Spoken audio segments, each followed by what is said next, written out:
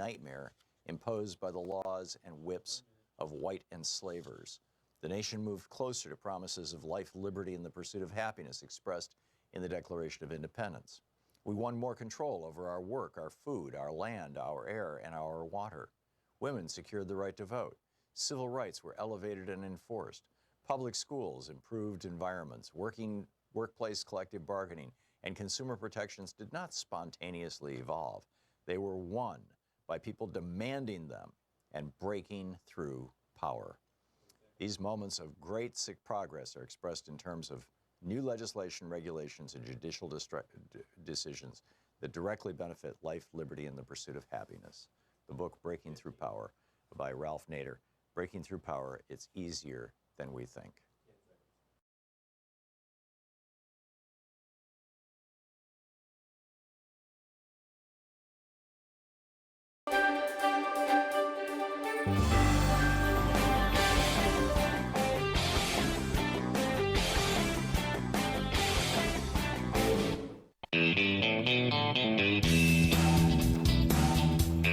It's Middays with Mark on the Thom Hartmann Program. Congressman Mark Pocan taking your calls for the hour. Andrew in Cleveland, Ohio, you are on the air with Congressman Pocan. Hey, how's it going, guys? I just wanted to talk for a minute about the need for progressives to put policy over party politics. And I'm just going to highlight three quick examples here and just let him kind of respond to it. Alexandria Ocasio-Cortez was in L.A. at a DSA rally.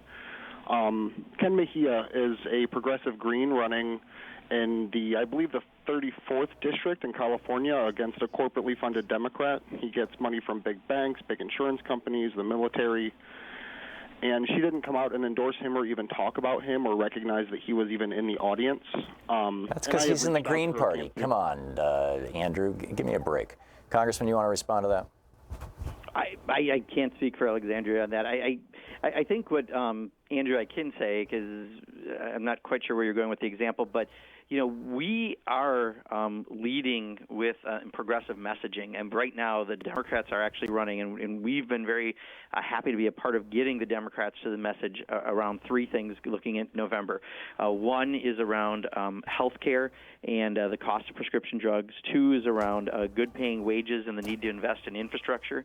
And three, around the corruption in Washington. And, when you're talking raising wages, joining unions, raising the minimum wage, health care access, going after prescription drug companies, and all of the electoral and ethical reforms that need to happen, you've got a lot of progressive issues that Democrats are talking about. So I'm not sure if that's exactly where you're going, Andrew, but I can tell you from where we are as a caucus in Congress, we've been happy to see, based on some polling we did and polling the Democrats have, that we've got some issues, I think, that are going to resonate well with people that definitely come from a progressive perspective. Yeah, it sounded to me like his point was that, well, he said you should put policy over politics. In other words, if you've got a Green running, who's more progressive than a Democrat, then everybody should go to the Green, which is just, I just reject that. I'm sorry.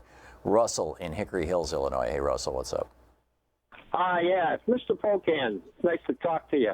Now that you got your governor's race set, are you guys all going to coordinate in the state, or are all you guys going to be on your own? Because it was like a month ago, and Joey Reid already had your guy up 55-41 over Scott Walker, even before you had a primary. And I was wondering, if he wins, can he do away with these ID laws? And let's be honest, the next big thing is right to work. Can he put that on the ballot to have it overturned? I'll take your answer offline. Yeah, good questions, Russell. I mean, so first of all, there was one poll, a Marinus NBC poll, that had Tony Evers up 13 points over Scott Walker. I've seen a couple others that are a little tighter, but still with him up. I mean, this is a real race in Wisconsin, and we have a real chance, based on a number of things. We have the second or fourth worst roads in the country because Scott Walker doesn't invest in infrastructure. We have school cuts, and Tony Evers, was the state superintendent of schools, so he can talk about those issues like nothing else. And then the $4.5 billion to a foreign corporation, Foxconn, that is really seen as a boondoggle. There's plenty of issues on Scott Walker. So I think if we get a Democrat governor, we will work together, Tammy Baldwin and Tony Evers, as well as our candidates for Attorney General and legislative and other state offices. We're energized. Everyone is in a very cooperative mode.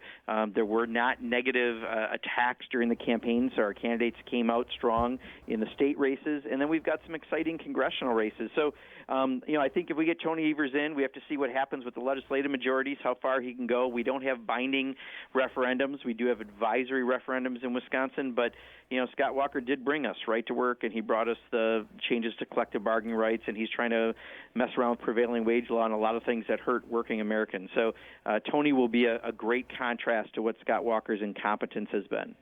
Rick in Seattle, you're on the air with Congressman Pocan. Hello? Yeah, you're on the air, Rick.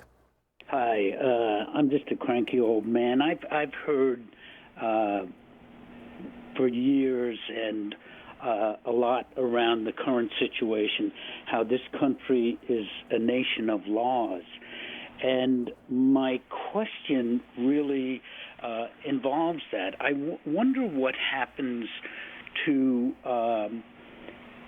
what is anybody in the Justice Department doing about some of these accusations about and possible indictments of people like this guy, Scott, whatever his name is, who was part of the EPA, about investigations that were going on into things that he was doing. Is anybody following up on that? Or when these people resign, does everything drop out of the out of investigation? Yeah, great questions, Rick. I mean, part of the problem we have right now is the Department of Justice is been essentially under siege by even the White House. How many times has he tweeted attacks on Jeff Sessions, trying to get him to leave so he can put someone who's more of a tool in place than even Jeff Sessions has been in order to try to get rid of the Mueller investigation. So, they're not going to be taking, I think, any real efforts to go after the many, many scandals of people like Scott Pruitt and others. I don't anticipate that this Department of Justice will. Now, if you have a Democrat control in the House or the Senate, I think you could definitely see hearings convened and pressure put on to make sure, because what you bring up, Rick, is really valid. So often we like to hear from the Republicans that it's a nation of laws, and yet their people who are involved in government are some of the biggest violators, and yet then they raise, all these other little dog whistles that come around to race when it comes to law. So, if we take the majority, I think there's a much greater chance that we can try to get some action. But right now, Department of Justice is a bit of a mess, given that Donald Trump is actually in battle with them himself. Excuse me. Lisa in Las Vegas. Hey, Lisa, you're on the air with Congressman Pocan. Good morning, Congressman. My horror starts with Devin Nunes, and nothing's stopping this guy and his admission in that tape, that he's there to protect the president instead of what Congress's job is to be a check and the executive branch. It's just all a mess, and there's so many other topics, but that's one of the ones bothering me. Thank you. Sure, Lisa, that's a good topic to bother you. I mean, Devin Nunes has been an abysmal representative in Congress. The Intelligence Committee has traditionally operated in a more bipartisan way, a little bit above politics. They've tried to keep it that way. Devin Nunes, as the chair, has done just the opposite. He's been the leader of the Shriners circus in Congress, doing crazy things, trying to defend the president rather than, as you said, be a co-equal branch of government and stand up and do the checks and balances that are needed. So I'm hoping that the voters in that district, even though it's a leaning Republican district, they have a great alternative, and hopefully they'll look at statements like he just said, where he thinks his job is to defend the president rather than the country, and they'll decide that even if they're Republican-leaning, there's just too much corruption going on, and Devin Nunes is too much in front of all of that, and they need to replace him. The Fresno Bee, by the way, is reporting Devin Nunes news here. He was publicly called out for misusing 9/11. There was a group of constituents who held a rally for Medicare, Medicaid, and Social Security across the street from his office, and he dialed 911 and tried to get the police to break it up, apparently, or protect him from these evil people. Yeah, he's a classic example of people who've been in Washington too long and they think they're above the law. And to take even a committee like that that's been traditionally well respected by both parties and do what he's done to it, that alone should be grounds to make him find a new career. Paul in Minneapolis, listening on KTNF. You're on the air with Congressman Pocan. Hi, my name is Paul, and I had a question about the influence of voting machines. It was mentioned earlier that there are still a lot of machines that could actually have faulty or systemic things that could favor whoever is favorable to the machines. How does that impact our future? And I have some questions too, or info about Minnesota elections other than that in 5th District. Go ahead. Sure. Well, Paul, I think you raised an issue that I have been pretty passionate about in Congress, which is, if you're going to have a democracy, everyone has to have equal access to it, and you can't have it risked by something like a voting machine that's either hacked into by another country or a company. And we need to have things like paper ballots, which luckily the Democrats are unified behind. We need to do that to make sure we've got accountability. I would love to see random audits of elections as well. I would love to see our elections part of our national critical infrastructure definition, like our financial systems and our energy grids are, to provide the utmost security so someone can't abuse those systems. But there is much that we need to do, and fortunately, this is part of the Democrats' proposals to end corruption that I think you'll see move forward in the first 90 days should the House change to Democratic hands. Congressman Mark Pocan taking your calls for the hour. He's the co-chair of the Congressional Progressive Caucus. He represents the state of Wisconsin. His website is pocan.house.gov. You can tweet him at R-E-P, Mark, M-A-R-K, Pocan, P-O-C-A-N, Rep. Mark Pocan. And we'll be back with more of your calls for Congressman Pocan in just a moment. It is 45 minutes past the hour. You're listening to Thom Hartmann. Visit thomhartmann.com for audio and video archives. Middays with Mark on the Thom Hartmann Program. Back with more of your calls for Congressman Pocan right after this.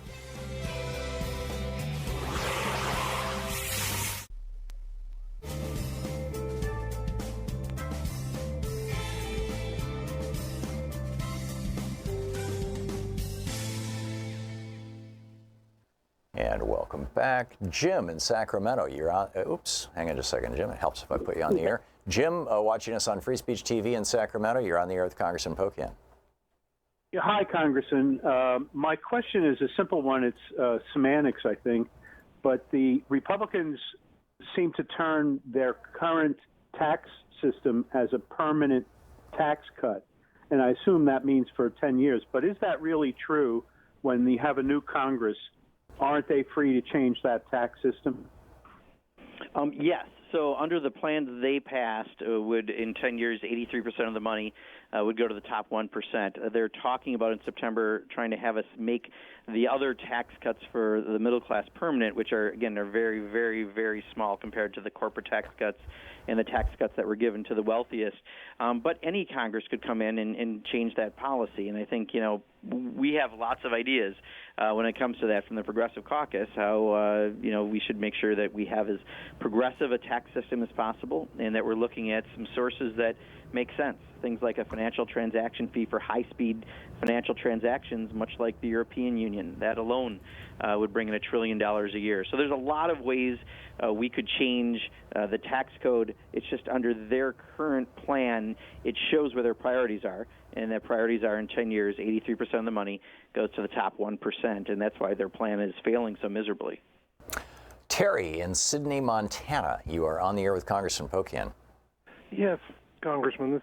I have a question why we're not hearing more about the replacement rate on farms and that. Our equipment is mostly on a 40-year replacement time frame, and this climate change is hitting at us a lot faster than 40 years. But we hear nothing about that. Even if you were to make the switch, how long are you anticipating the public, the businesses, responding?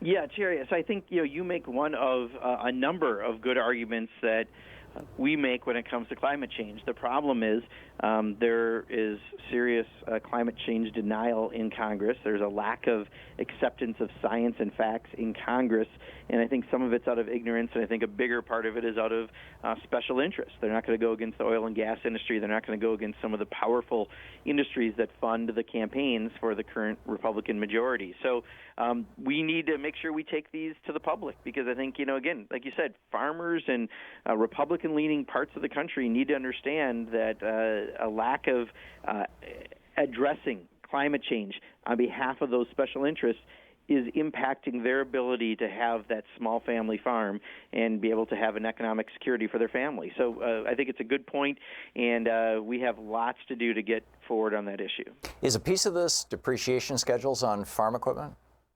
Well, I think it's the financing of equipment and the terms they're having, and if you actually have legitimate climate change, some of the things that you may be growing in areas may not still grow in that area if climate change continues at the rate it's at. And, farming is a tough business. I have so many farms in the district, and, they're always struggling. And right now, especially to have a family farm, not to be a big CAFO, a big corporate farm, there's just a lot of work, a lot of expense. And when you have the tariff issues and everything else, it's tough for people to make a go. Yeah, amen. Congressman Mark Pocan taking your calls for the hour. We'll be back with more of your calls for Congressman Pocan in just a moment. Stick around.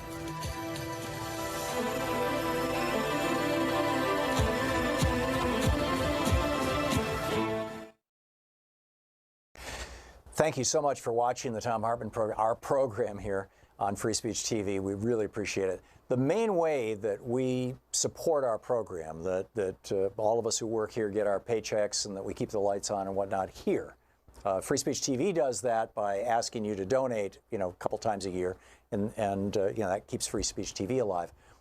We keep our show alive principally, mostly, by advertising. We have advertisers who, pay the bills. They support the program. And we've told you about some of them in the past, but really want to just move all that onto the internet. So if you would like to support our program by supporting our underwriters, our advertisers, you can go to thomhartmann.com. There's a complete list of them, or there will be soon, and just click on their little ads and find out what they have and be there for them and for us. Thank you so much. Want to connect with the show online? You can find the Thom Hartmann Program on Facebook, Twitter, and Instagram.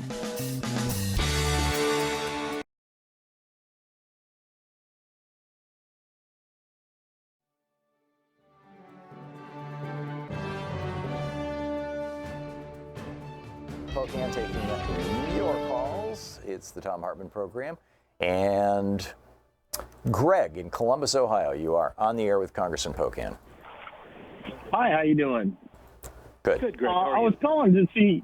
Yeah, this is Greg from Ohio. Yeah, I was calling to find out if there's a way that we can do something with the tax code to incentivize businesses to give higher wages to their employees by lowering their taxes. Is there something in the tax code that we can do for that?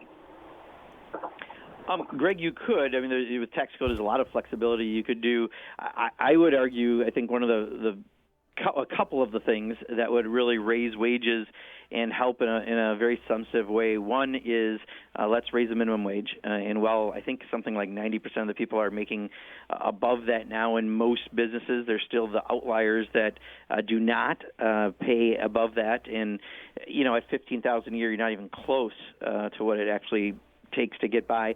Second, let's make it easier for people to form unions, have a voice in their workplaces, because as we know, people who work in union jobs are paid substantially more than people without union jobs.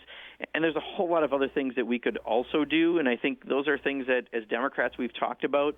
I don't know if it's necessarily something you have to do via tax code, because businesses are making money right now. It would be great if it was shared with the people who actually work there as opposed to just the shareholders or the folks on the very top.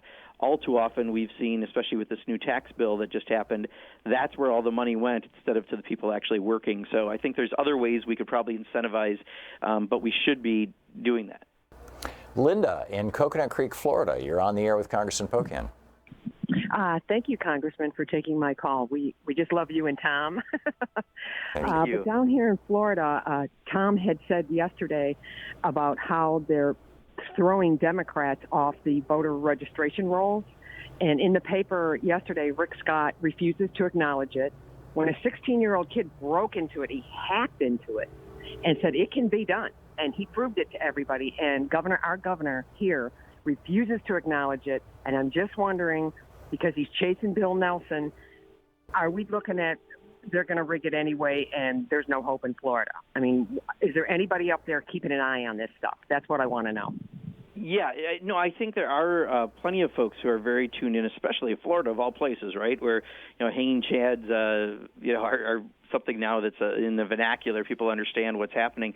I'm actually heading tonight to Florida. I'm helping a couple candidates over the next couple days, and I'm going to try to find a little more about what's going on, and I'm going to be bringing that back next week because we know the situation with the provisional ballots, as mentioned, but I just want to see how deep it is because, as you know, with that governor running, that is a competitive Senate race, and because of that, there's going to be lots and lots of attention, but I think that also means attention on the voting systems, and we'll be looking for any ways that they're trying to work it. So I look forward to next week. Hopefully I can talk a little more personally and directly about that issue.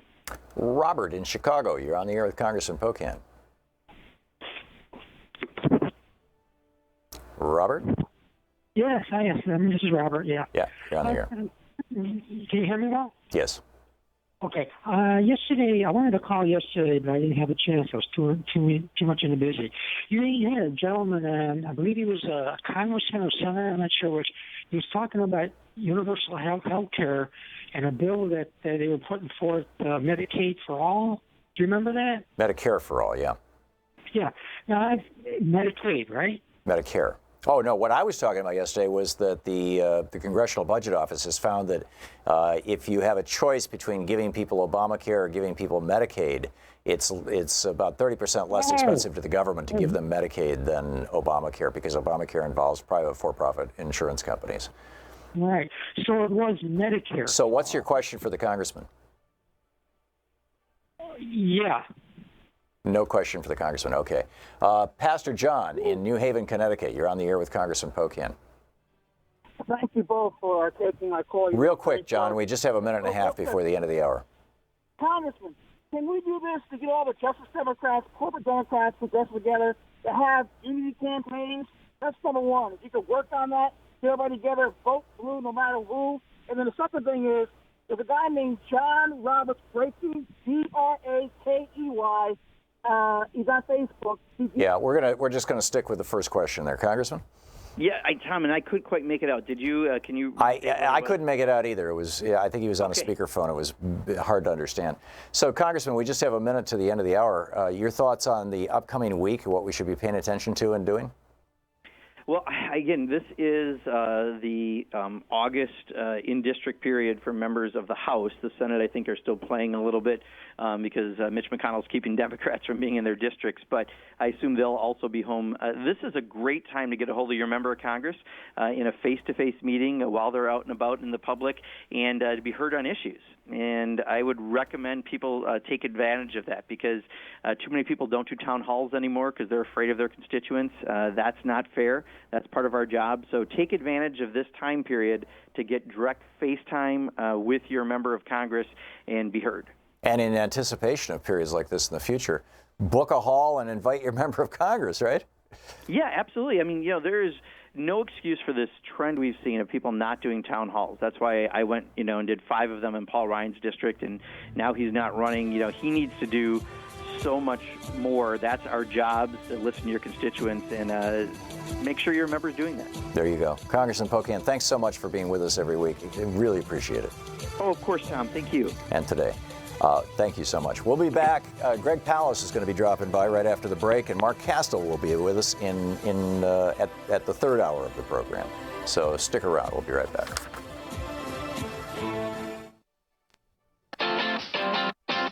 You're listening to Thom Hartmann.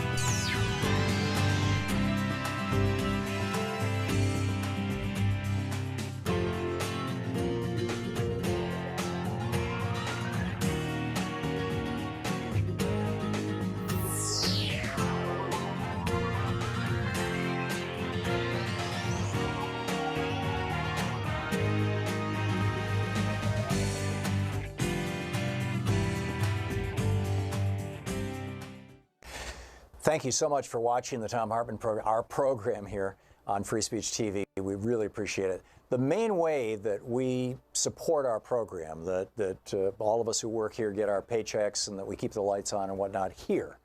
Free Speech TV does that by asking you to donate, a couple times a year, and that keeps Free Speech TV alive. We keep our show alive principally, mostly, by advertising. We have advertisers who pay the bills. They support the program. And we've told you about some of them in the past, but really want to just move all that onto the internet. So if you would like to support our program by supporting our underwriters, our advertisers, you can go to thomhartmann.com. There's a complete list of them, or there will be soon, and just click on their little ads and find out what they have and be there for them and for us. Thank you so much.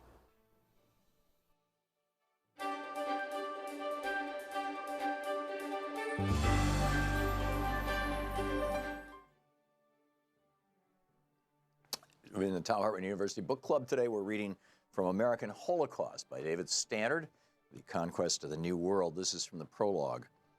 Just 21 years after Columbus's first landing in the Caribbean, the vastly populous island that the explorer had renamed Hispaniola was effectively desolate. Nearly 8 million people, those Columbus chose to call Indians, had been killed by violence, disease, and despair. It took a little longer, about the span of a single human generation, but what happened on Hispaniola was the equivalent of more than 50 Hiroshimas, and Hispaniola was only the beginning. Within no more than a handful of generations following their first encounters with Europeans, the vast majority of the Western Hemisphere's native peoples had been exterminated. The pace and magnitude of their obliteration varied from place to place and from time to time, but for years, now historical demographers have been uncovering in region upon region post-Columbia depopulation rates of between 90 and 98%, with such regularity that an overall decline of 95% in Native American population has become a working rule of thumb. What this means is that, on average, for every 20 natives alive at the moment of European contact, when the lands of the Americans teemed with numerous tens of millions of people, only one stood in their place when the bloodbath was over. To put this in a contemporary context, the ratio of native survivorship in the Americas following European contact was less than half of what the human survivorship ratio would be in the United States today if every single white person and every single black person died. The destruction of the Indians of the Americas was far and away the most massive act of genocide in the history of the world. That is why, as one historian aptly has said, far from the heroic and romantic heraldry that customarily is used to symbolize the European settlement of the Americas, the emblem most congruent with reality would be a pyramid of skulls. Scholars estimate the size of the post-Columbian Holocaust have climbed sharply in recent decades. Too often, however, academic discussions of this ghastly event have reduced the devastated indigenous people and their cultures to statistical calculations in reconciling demographic analyses. It was easy for this to happen. From the very beginning, merely taking the account of so mammoth a cataclysm seemed an impossible task. Wrote one Spanish adventurer who arrived in the New World only 2 decades after Columbus's first landing, and who himself openly reveled in the torrent of native blood. There was neither, quote, paper nor time enough to tell all that the conquistadors did to ruin the Indians and rob them and destroy the land, end quote. As a result, the very effort to describe the disaster's overwhelming magnitude has tended to obliterate both the writer's and the reader's sense of its truly horrific human element. In an apparent effort to contradict or counteract this tendency, one writer, Tsvetsan Todorov, began his study of the events of 1492 and immediately thereafter with an epigraph from Diego de Landa's Relación de las Casas de Yucatán. Quote, the captain, Alonso López de Avila, brother-in-law of the Adelmento de Montejo, captured during the war in Bacalan a young Indian woman of lovely and gracious appearance. She had promised her husband, fearful lest they should kill him in the war, not to have relations with any other man but him, and so no persuasion was sufficient to prevent her from taking her own life to avoid being defiled by another man. And because of this, they had her thrown to the dogs. Toborov then dedicates his book to the memory of a Mayan woman devoured by dogs. It is important to try and hold in mind an image of that woman and her brothers and sisters and the innumerable others who suffered similar fates as one reads Todorov's book, or this one, or any other work on this subject, just as it is essential, as one reads about the Jewish Holocaust or the horrors of the African slave trade, to keep in mind the treasure of a single life in order to avoid becoming emotionally anesthetized by the sheer force of such overwhelming human evil and destruction. There is, for example, the case of a small Indian boy whose name no one knows today, and whose unmarked skeletal remains are hopelessly intermingled with those of hundreds of anonymous others in a mass grave on the American plains, but a boy who once played on the banks of a quiet creek in eastern Colorado, until the morning in 1864, when the American soldiers came. Then, as one of the cavalrymen later told it, while his compatriots were slaughtering and mutilating the bodies of all the women and all of the children they could catch, he spotted the boy trying to flee. Quote, there was one child, probably 3 years old, just big enough to walk through the sand. The Indians had gone ahead and this little child was behind following after them. The little fellow was perfectly naked, traveling on the sand. I saw one man get off his horse at a distance of about 75 yards and drop his rifle and fire, but he missed the child. Another man came up and said, let me try the son of a bitch, I can hit him. He got down off his horse, kneeled down and fired at the little child, but he missed him too. A third man came up and made a similar remark and fired, and the little fellow dropped. We must do what we can to recapture and try to understand in human terms what it was that was crushed, what it was that was butchered. It is not enough merely to acknowledge that much was lost. So close to total was the human incineration and carnage. And it continues.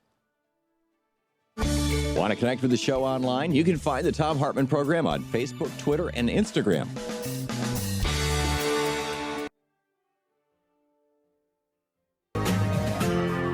This is the Thom Hartmann Program. Welcome back. Thom Hartmann here with you, and on the line with us is our old friend Greg Palast, the former BBC reporter, investigative journalist, author, filmmaker. His most recent movie, The Best Democracy Money Can Buy, you can find it over on Amazon, among other places. GregPalast.com is his website, and you can tweet him at Greg_Palast. Greg, welcome back to the program. Glad to be with you, Tom. Thanks for joining us. A couple of things I wanted to talk to you about. Starting out, I was reporting on this yesterday. Politico is reporting. Now, I have seen, in fact, I think I sent it to you yesterday, a story that contradicted Politico's report, and so I don't know what to do with this. But Politico is reporting that the number of Democrats registered in the state of Florida is down 2% over the last 18 months since the 2016 election. What's reality? Well, the reality is that the number of Democrats and Republicans are down in Florida, but that it's mainly Democrats. The registration differential is only 284,000. That's spit out of 11 million votes. That's a 284,000 voter edge for the Democrats. That's all that's left after the million voter edge that Al Gore had when the election was swiped from him. How does this happen? You have young people marching from after the Parkland massacre in Florida, registering voters. You have a massive influx, over 250,000 people from Puerto Rico after the hurricane. They are American citizens and Florida citizens now on the Space Coast. How does this happen? It's called vote suppression, or as I prefer to call it, vote theft. That's what's going on in Florida. Big time, big scale. So how do they do it? Okay. And who's doing it? You have the Secretary of State, Ken Detzner, who's Catherine Harris without the mortician makeup. And he has been purging those voter rolls like a white tornado. What he does is, if you skipped voting and he sends out a card, you're removed. If they think again that you have been convicted of a felony, that is, you have a name that's similar to someone who's been convicted of a felony, you're removed. Florida remains one of the only states where ex-cons can't vote in America. By the way, that's on the ballot, guys, in November, Proposition 4, which would let our people go and vote. Mm-hmm. So these are some of the tricks. Plus, Rick Scott ran a campaign to remove 181,000 voters whom he accused of being potential aliens, whatever that is. Maybe they come from space, but what he meant was from south of the border. 181,000 Florida citizens who he marked as potential aliens for removal from the voter rolls. They actually only convicted one, a Republican from Austria. But that's Rick Scott's program, and if it smells like KKK, Chris Kobach of Kansas, yeah, that's the guy who came up with the idea. Wow. What can the citizens of Florida do about this, Greg? How about vote? How about register? And when I say register, you think you're registered? Think again. Go to the Florida Secretary of State's website and re-register. Make sure that when you do vote, you bring an ID that passes Ken the Secretary of State's weird rules. And if you get an absentee ballot to mail in, I prefer that you walk it into a state office or into the polling station itself to make sure that it gets counted. Yeah, remarkable stuff. Bill Nelson has come out and said the Russians are not just coming for Florida, they're already here. And apparently Richard Burr is the one who told him and Marco Rubio about this. Rubio is confirming what Nelson is saying. And that, Russian hackers, maybe not the Russian government, some of the cheapest and best hackers in the world are in Russia. Maybe they're working for the RNC. Who knows? I mean, Paul Manafort used to hire these people. But whatever it is, he's saying that they're inside the voter registration rolls. In fact, his exact quote, or I'm paraphrasing it from memory, but it's damn close, is we're going to have a real mess if on Election Day a lot of people show up to vote and are told, sorry, you're not on the election rolls anymore. Yeah, he's right about that. But hey, Bill, you can't out crazy Rick Scott. They're running against each other for the United States Senate, and joining and using Marco Rubio as your source and Senator Burr for anything is really suspect. Forget about the Russians. It's Rick Scott and his Secretary of State who have all of the passwords, they have the motive, they have the opportunity.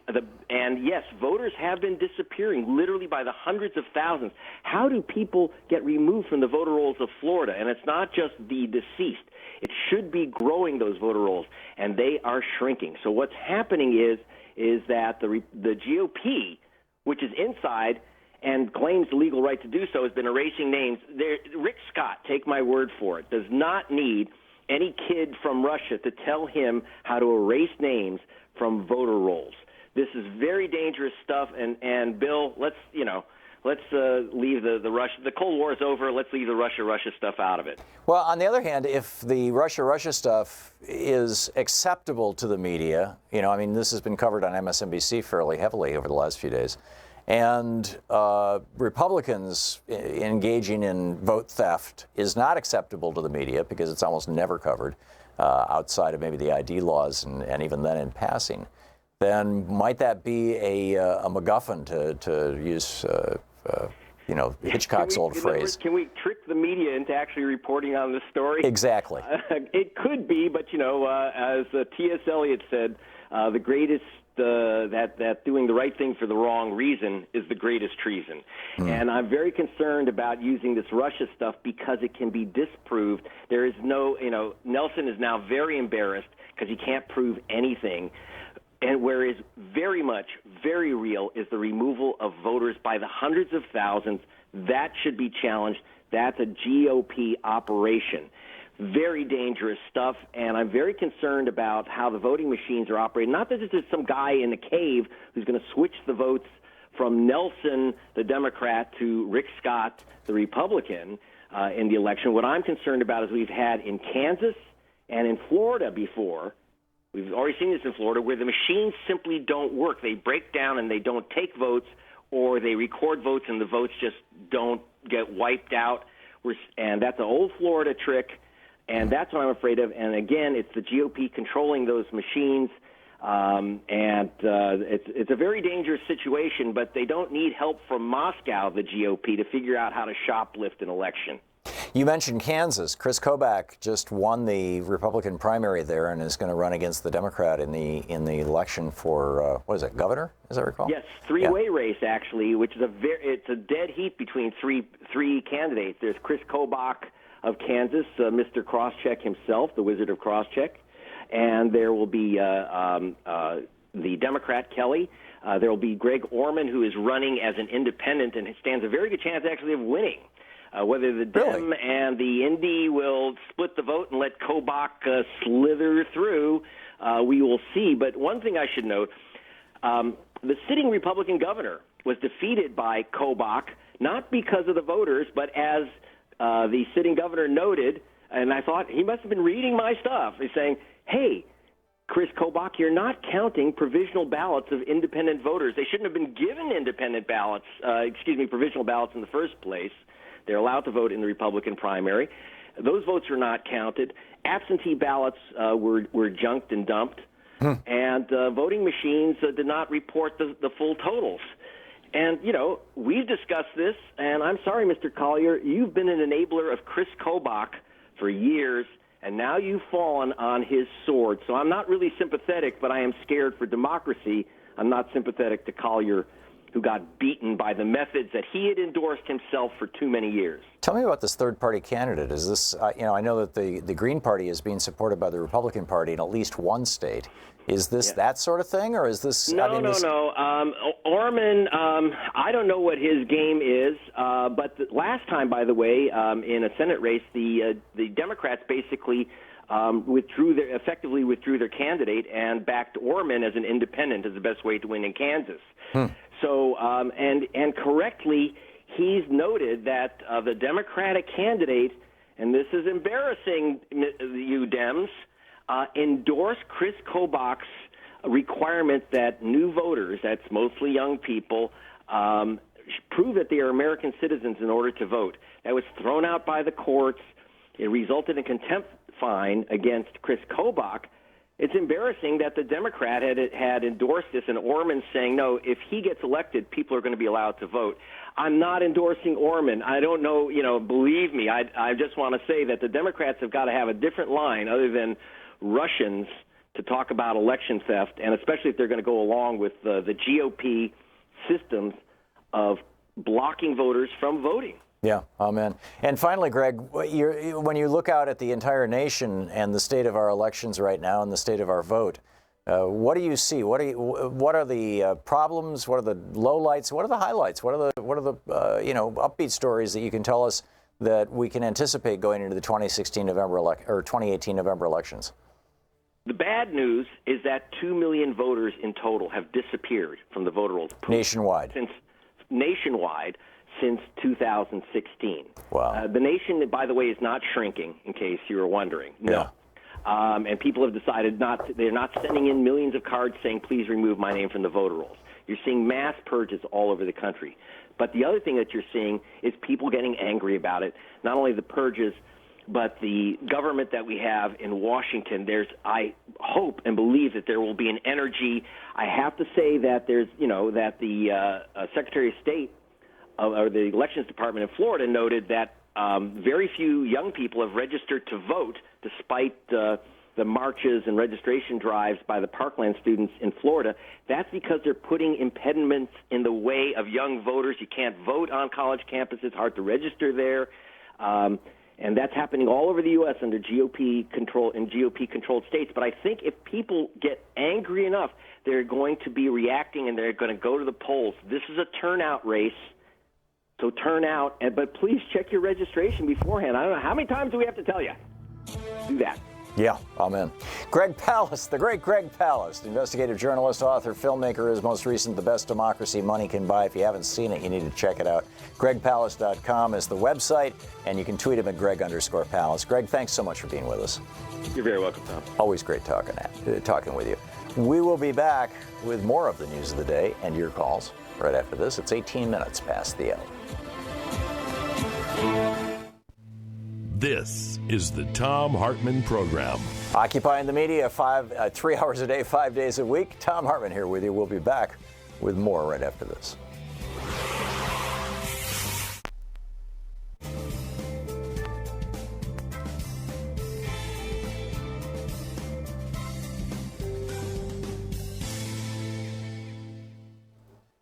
And welcome back.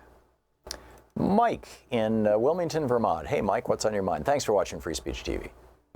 Hi, Tom. Always a pleasure to watch Free Speech. I wanted to comment on the bipartisan President Obama did at the tilt to Asia to confront China.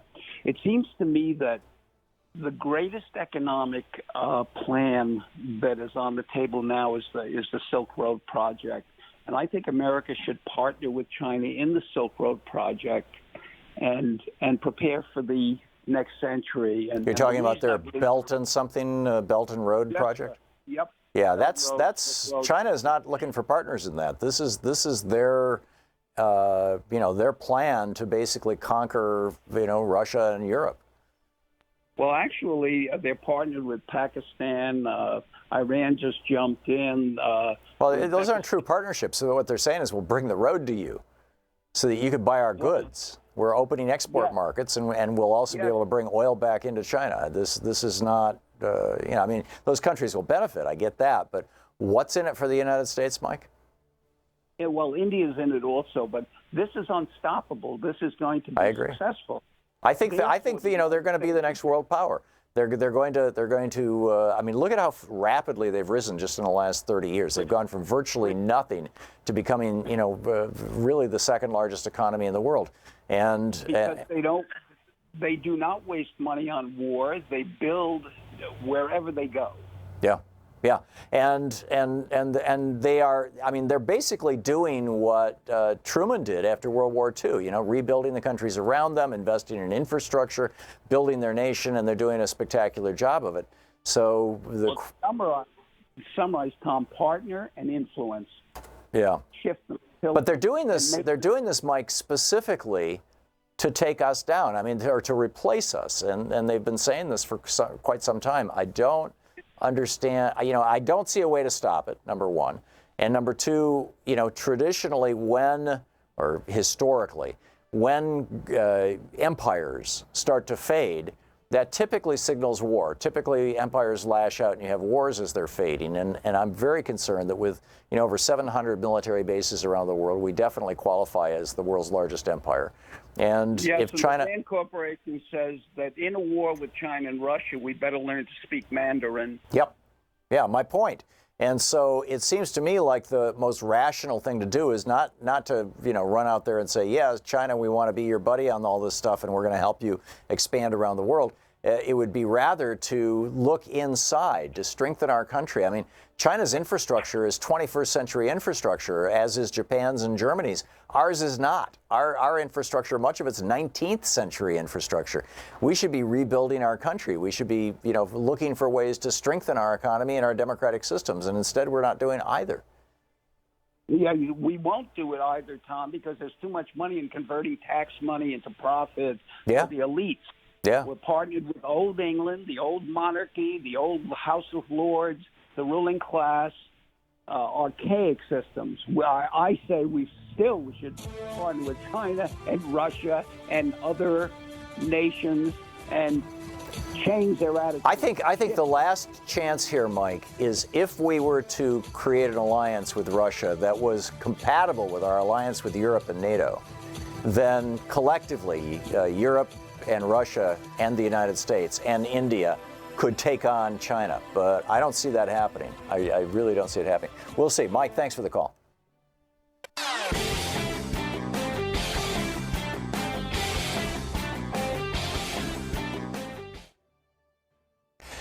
Thank you so much for watching the Thom Hartmann program, our program here on Free Speech TV. We really appreciate it. The main way that we support our program, that all of us who work here get our paychecks and that we keep the lights on and whatnot here. Free Speech TV does that by asking you to donate, a couple times a year, and that keeps Free Speech TV alive. We keep our show alive principally, mostly, by advertising. We have advertisers who pay the bills. They support the program. And we've told you about some of them in the past, but really want to just move all that onto the internet. So if you would like to support our program by supporting our underwriters, our advertisers, you can go to thomhartmann.com. There's a complete list of them, or there will be soon, and just click on their little ads and find out what they have and be there for them and for us. Thank you so much.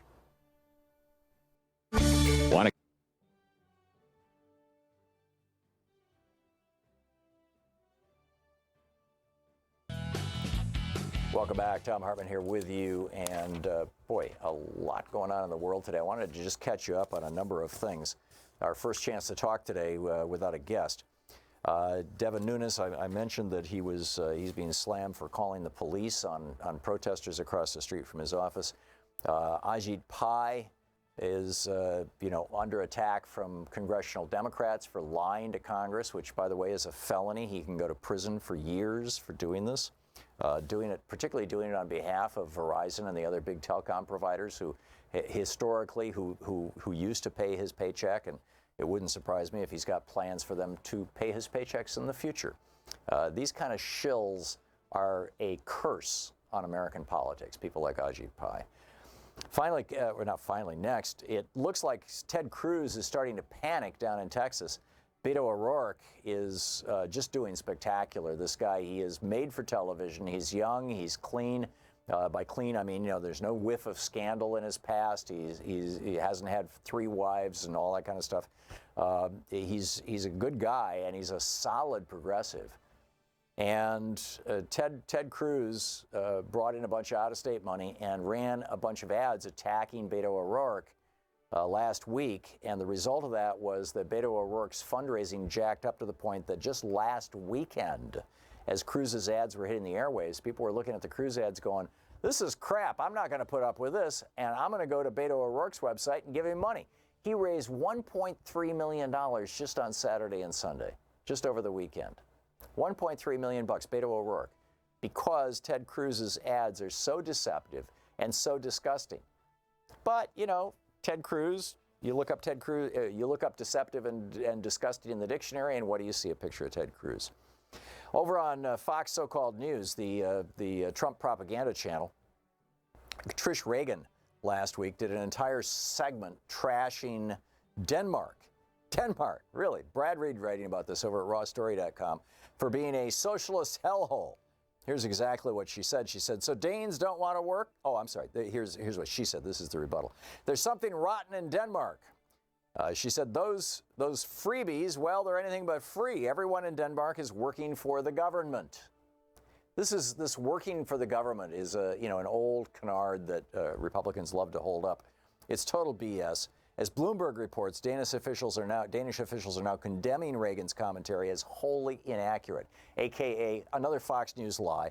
And the finance minister puts on Twitter, so Danes don't want to work? Here are 11 places better than the United States in OECD statistics. So there's 11 countries where people work more hours and more enthusiastically around the world. Denmark is one of them than the United States. So, Trish Reagan just lying on Fox News, as we expect. We are working much more than Americans, says the finance minister, and at the same time ranking as the world's best in work-life balance. You should come to Denmark if you dare to be confronted with the facts. And the facts are not things that are friends of the Republicans, and they're not things that are friends of the Fox so-called news channel. So, gee, what a surprise. We'll be back with more of the news of the day, and I'll be picking up your calls, actually, right after the break. Stick around. You're listening to the Thom Hartmann Program. Call 202-808-9925. Talk media for the sane among us. We're coming up on 28 minutes past the hour.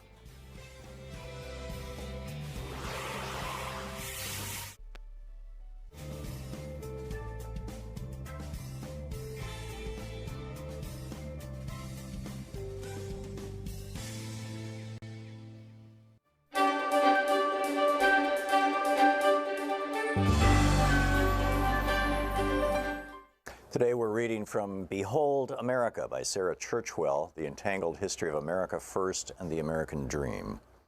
This is from the prologue. On Monday, 30 May 1927, a cool day with showers forecast, New Yorkers were gathering for the annual Memorial Day parades around the city. It was only 9 years since the end of the European War, into which America had been so reluctantly drawn, and Europe had suddenly become closer than ever before.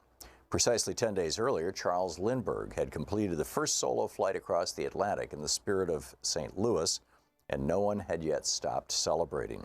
Front pages around the country reported that Lucky Lindy had been mobbed in London, greeted by rapturous crowds of 150,000.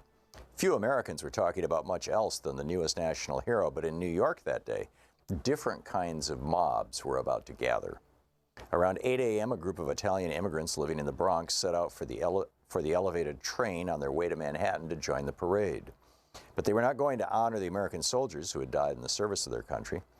They were supporters of Mussolini, planning to join 400 American fascists who were marching in Manhattan's Memorial Day parade as part of the official fascist movement in the United States.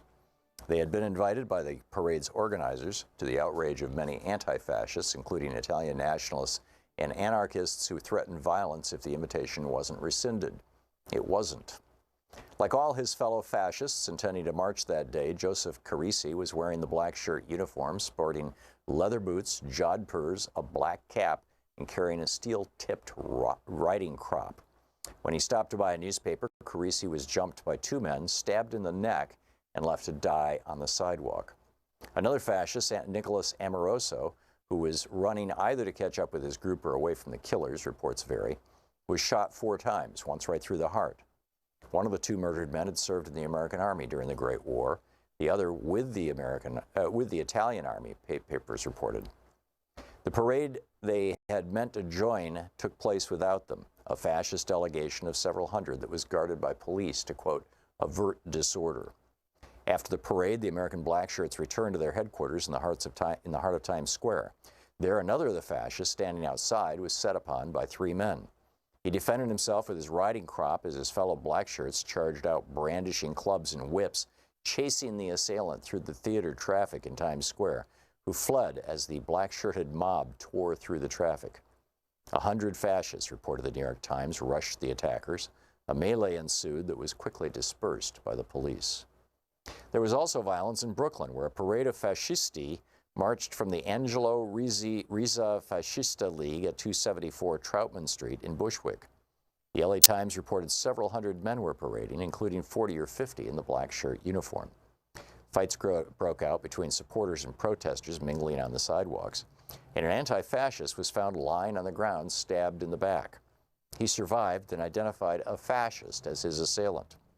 Accompanied by 30 police reserves to forestall violence, the marchers made their way through Brooklyn, stopping at the Wilson Avenue station, where the fascisti came to attention and gave the fascist salute.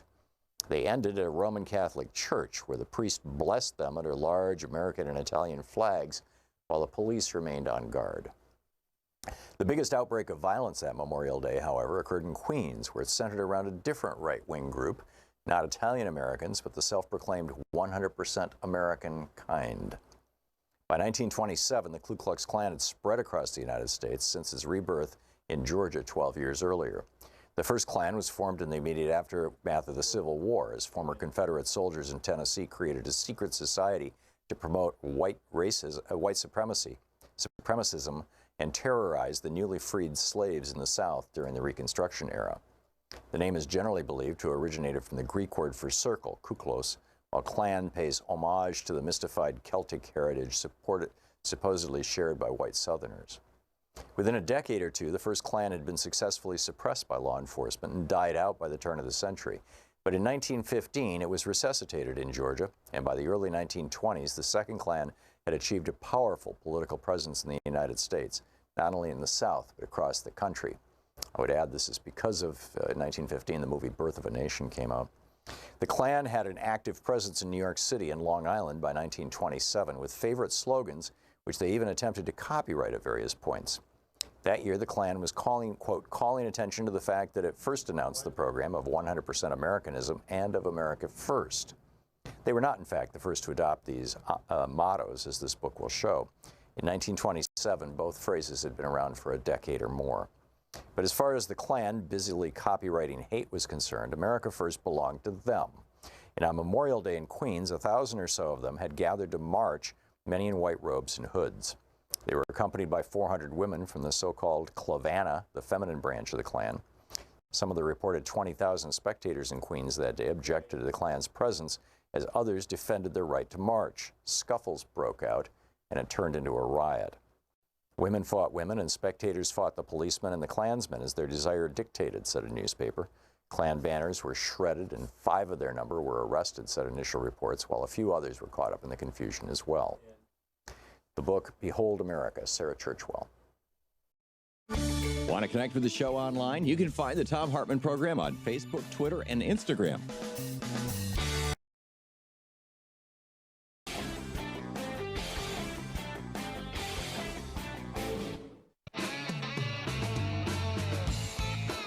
Welcome back. Thom Hartmann here with you, and Jessica in Humboldt County, California. Hey, Jessica, what's on your mind today? Hi, Tom. I was calling because yesterday I was listening to your show, and that lady got on and said that she left the Democratic Party because of fracking and everything. And then I was listening to the Young Turks, and they said how the DNC is now taking money from the fossil fuel company, industry. Right.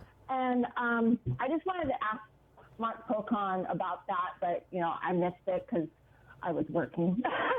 And so I was just wondering if you had any insight, because I listen to you every day. I used to listen to you, and I actually called you back when George W. was president, and I was freaking out. And then when Obama became president, I kind of just chilled out. And then when Trump became president, I freaked out again. Yeah. And so did the rest of us. Jessica, the simple reality is that there is never going to be a political party, including the Green Party, that does everything that you want and that does things the way you want, or is even necessarily consistent in upholding their own values. The Green Party taking money from Republicans, I think, is an example of that, just like the Democratic Party taking money from the fossil fuel industry. It is something that I am horrified by. I think it stains the Democratic Party's brand. I think Tom Perez introducing this resolution was a huge mistake. And if he comes back on this program, it will be something that I intend to bring up with him. I think it's broadly hurting him and the Democratic Party. That said, it's in the grand scheme of things, it is not at the top of the list. I mean, the Democratic Party is doing a lot of good stuff, and a lot of good elected Democrats are doing a lot of good stuff. And if this is what Perez thinks he has to do to survive, or the Democratic Party does, there's still, the reality is that probably the majority of elected Democrats are still what you would call moderates, what I would call corporatists. And, that's changing. It's changing quite rapidly. But, we just have to acknowledge it. If we want the party to change faster, we need to get inside it. We need to be volunteering to become precinct committee persons. Right. And I'm not saying I'm not a Democrat, and I don't believe that they're not doing good, because on the whole, they're doing much better than the Green Party could ever do, because they're just somebody who comes during the elections to mess up stuff. But yeah. I just feel that this is such, you say, oh, we're not going to do this, and then 2 months later you say you're going to, and it just kind of hurts your credibility. It does. And I'm not saying that I'm... No, I get it, Jessica. I also don't know how much of the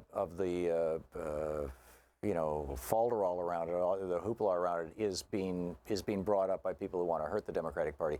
Although they seem to be quite capable of doing that to themselves. There was somebody on Twitter who made the point about the Green Party. They said it's like the guy who takes who gets a introductory gym membership, free one day in the gym, and then walks around and tells people how to do their workouts.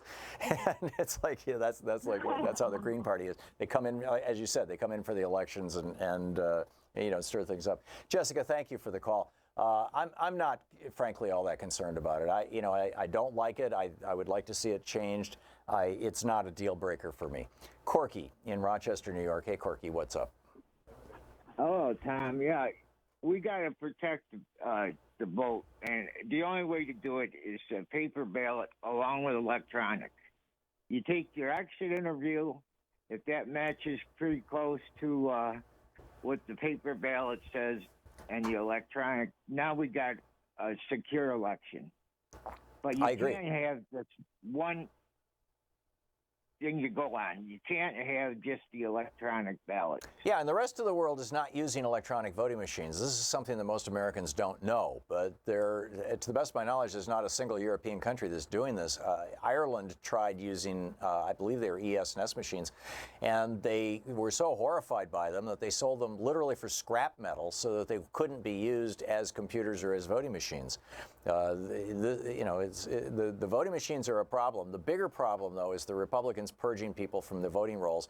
And the biggest problem is that the Supreme Court just said that this is just fine with them, and which is horrific. But that's what happens when you have Republicans stealing the White House, as they did with the help of the Supreme Court in 2000. I'm not afraid to say that the Republican Party is a criminal organization. I mean, I think they should be prosecuted under the RICO laws. Corky, you and I have had this conversation for years, and I completely agree. Corky, thanks for the call. Well said.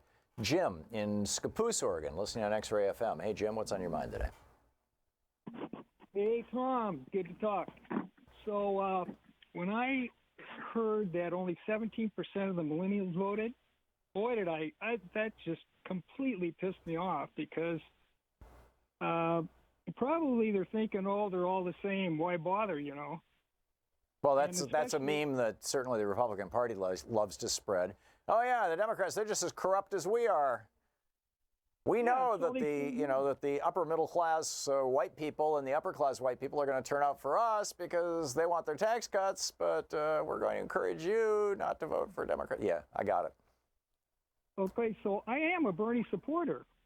But, just sitting at home, that's why we got this guy in the office. You got to just vote for the best guy. You're not going to get somebody perfect, No, I agree. We've got to crank up turnout. I agree with you, Jim, and well said. Thomas in Cape Canaveral, Florida. Hey, Thomas, what's on your mind today? Hi, Tom. How you doing? Good. I got two things. One basically is a question. Greg was correct 100%. On the last election, I asked the deputy to actually mark the number as I fed my ballot in, and it was number 611.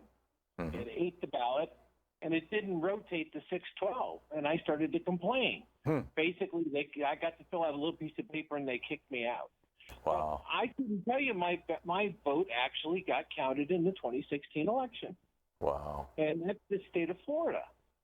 And now, right now, and this would be to go along with Bill Nelson, and I guess my question would be, what do you do? How far can you go to complain? Because you've got some ex-deputies hanging along. Okay. But to go along with Bill Nelson and what they're saying right now in the state of Florida, somebody got a hold of the registration. I live in Brevard County. I'm a rocket scientist. And the Brevard County precinct resident, dear Mr. Wilson, and it goes on and it says you're a Republican voter. I have voted for Jimmy Carter and a Democrat, Diane Wool, So your registration got flipped from Democrat to Republican? Yeah, right. And it says in Florida. That it says that you're a Republican and you need to actually, and it's this heavy bound, it's got to be 30-weight paper. I mean, it makes you think it's official. And when you really read it, you find out that it's not official. But if you turn it in, they can actually whipsaw you, essentially, into a Republican, and that would take you out of the voter rolls. And I try to report it to the state. We've got a new, we're trying to put our party back together. Florida is a unique location. And it's very well, that wouldn't take you out of the voter rolls. It platform. would take you out of the Democratic part of the voter rolls, so you couldn't vote in a Democratic primary. Is that what you meant? Exactly. Yeah. Exactly. Plus, it would hold up. In other words, you can't. Right now, the voter rolls is frozen Right. for the rest of the year. Right. We're not one of those places that you could just walk up and say I want to register today. Yeah. You have to do it like 90 So was days. this card that you got an attempt to get you to say, now, wait a minute, I'm not a Republican, and by sending it in, you would be essentially re-registering as a Republican?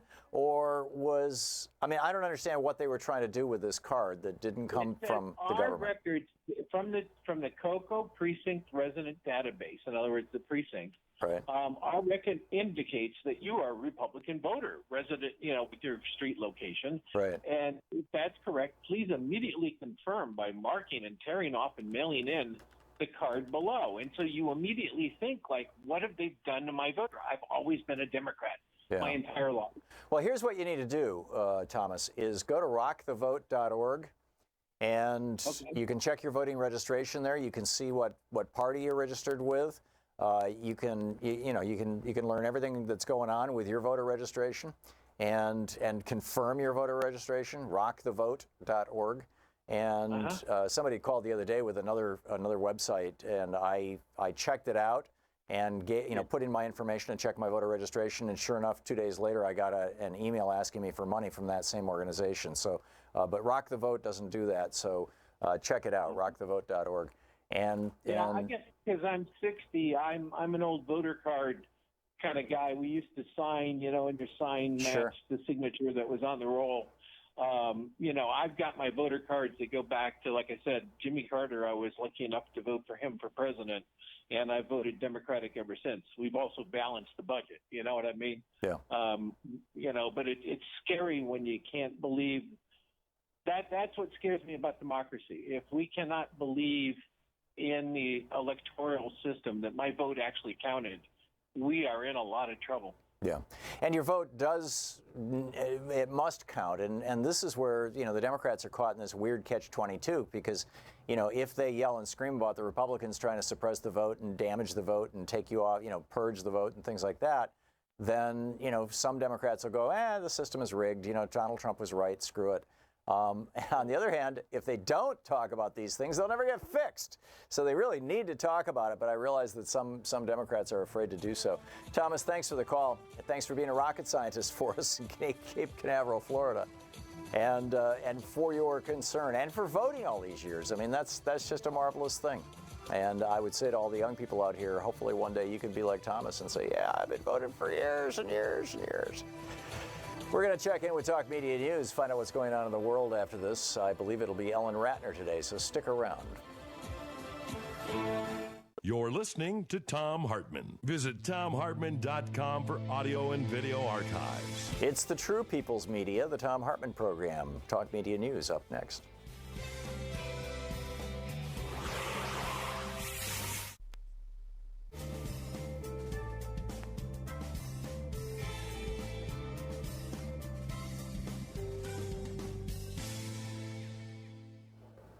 And welcome back. Tazio or Tazio or Tazio in Ithaca, New York. You're on the air. Yeah, Tazio or Tazio, either one. Okay. Somebody called in about China earlier, and I wanted to posit that China gets a lot of its water and electricity from Tibet. So that's the weak point. So if the United States could get its military behind Tibet because it's so huge, we could leave a lot of them thirsty and in the dark, and so I don't think it's really... That would provoke World War III. It would provoke... Sorry, what? World War III. It would provoke World War III? Oh, yeah. If we got behind the Tibet military? China considers Tibet part of China. China has occupied Tibet. When I was in 1999, when I was in Dharamsala with the Dalai Lama, there were a number, in fact, the vast majority of the people who are there at McLeod Ganj and in Dharamsala are Tibetan refugees who've crossed the Alps to get to northern India to find refuge with the Dalai Lama. And I talked with a number of them. This one guy He fled with his family, and 3 of them didn't make it. One froze to death, one fell off a crevasse, and one was eaten by a tiger or a bear. His family fled Tibet because one of his family members, I believe it was his younger brother, was wearing a T-shirt that had John Lennon on it. And John Lennon has those round glasses, just like the Dalai Lama does. The Chinese soldiers who occupied his city thought that that was a picture of the Dalai Lama. They took him out in the public square and executed him in front of everybody. And that was when he and his family decided, we got to get out of Dodge. The Chinese are not going to put up with anybody messing in their territory. They view Tibet as part of China, just like before the actual annexation of California, New Mexico, and Arizona. We viewed that territory as part of the United States, not as Mexico. Post the Mexican War with Polk and pre-annexation. But do you think, since our military is so big, we could go and just cut off so much of their electricity and water not a chance. that it would bring them to their knees within 6 months? No, not a chance. That would be like the Chinese trying to cut off solar power from California, going to Nevada. You can't do things inside the continent with our army. It's just not possible. It would be a D-Day style invasion. I mean, we would get wiped out. Well, thank you for taking my call. Sure. Yeah, I'm sorry to burst the bubble, but you're absolutely right that the massive glaciers in the Himalayas, in the top of the world there in Tibet, by and large. I mean, parts of it are in India and parts of it are in China, but much of it is in Tibet. Are where a really substantial portion of certainly Western China's fresh water supply is locked up. And as that water comes down through these giant rivers, it's providing hydroelectric power for much of China as well. But China has nailed this stuff down. This is all now China. And there's nobody out there, to the best of my knowledge, even the Dalai Lama is not saying we need to assert Tibetan independence today and have a revolution. He's backed off from that. In fact, that was being debated in '99 when I spent 5 days. I've spent a week there every day for 5 days. We had about 3 hours together in the afternoon, me and 24 other people with His Holiness privately. And it was an extraordinary experience. And one of the things that we talked the most about was whether we should, join with Tibet in a boycott China movement. And ultimately, the Dalai Lama said no. We'll be back. Ellen Ratner with Talk Media News will be with us. Stick around. Thank you so much for watching the Thom Hartmann Program, our program here on Free Speech TV. We really appreciate it. The main way that we support our program, that all of us who work here get our paychecks and that we keep the lights on and whatnot here. Free Speech TV does that by asking you to donate, a couple times a year, and that keeps Free Speech TV alive. We keep our show alive principally, mostly, by advertising. We have advertisers who, pay the bills. They support the program. And we've told you about some of them in the past, but really want to just move all that onto the internet. So if you would like to support our program by supporting our underwriters, our advertisers, you can go to thomhartmann.com. There's a complete list of them, or there will be soon, and just click on their little ads and find out what they have and be there for them and for us. Thank you so much. Want to connect with the show online? You can find the Thom Hartmann Program on Facebook, Twitter, and Instagram.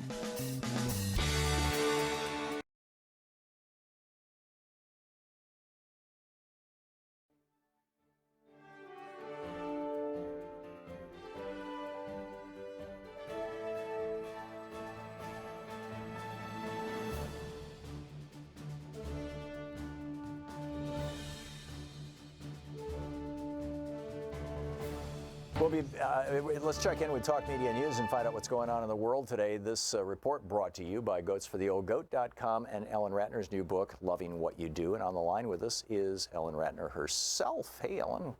Well, thank you so much. And Bob Ney has a house in Dharmasala.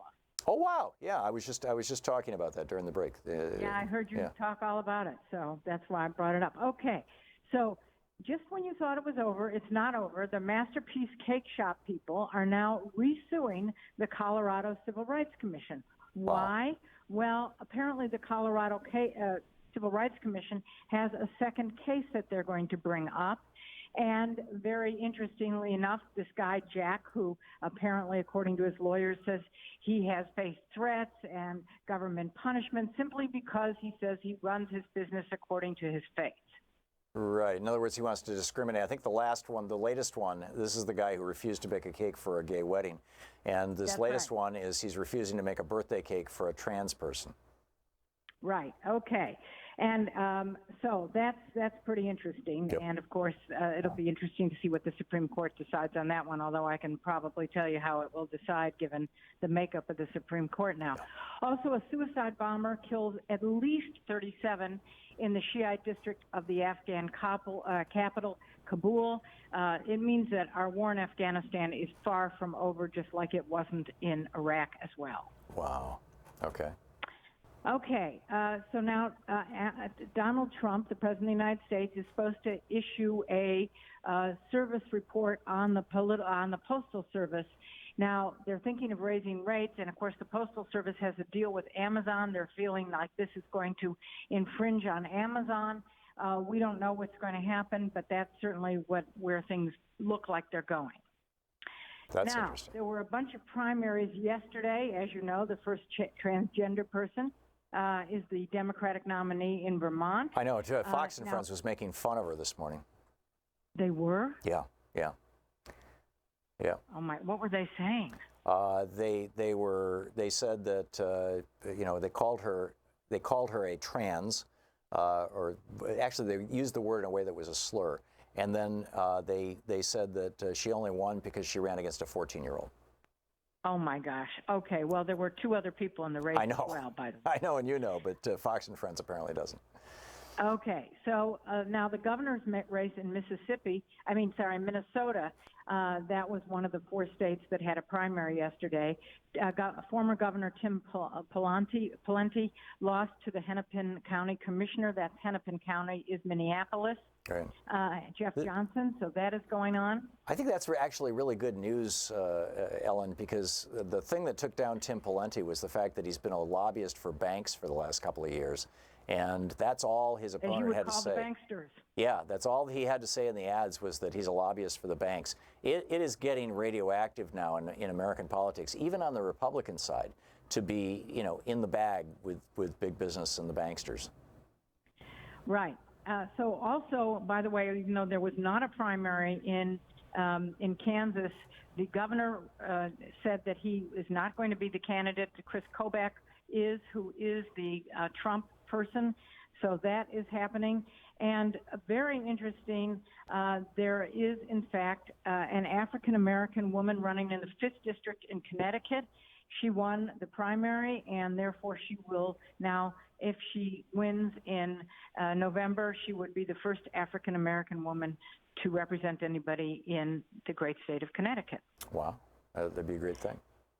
Now, just in case you're wondering whether we're far away from the Iowa primaries, we're not. And yesterday, Wait a minute, you're talking the primaries for the 2020 presidential election? I am. Oh, my. I know, we're not even through the 2018. Well, I know Michael Avenatti was out there, Marianne Williamson was out there. There have been a few people testing the waters. Right. So Vice President Pence did an op-ed yesterday in the Des Moines Register. He's talked about all the good things that President Trump has done, and he talked about the Keystone and Dakota pipelines and how they're focusing on clean power. I don't know how you do that with the pipelines, but okay, that's fine. And that they have created jobs, et cetera, et cetera. Yeah. Okay. Okay.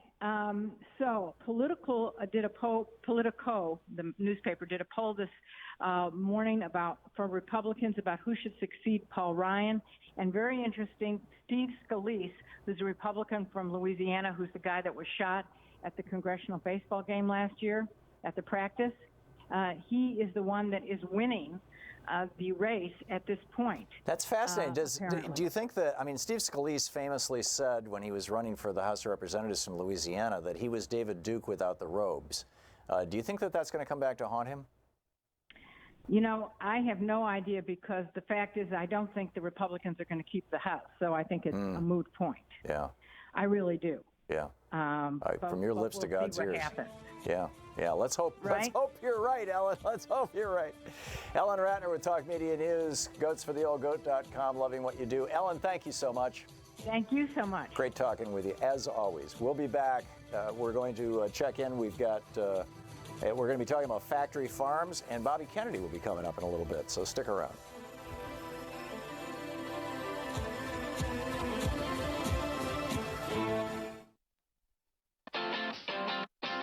You're listening to Thom Hartmann.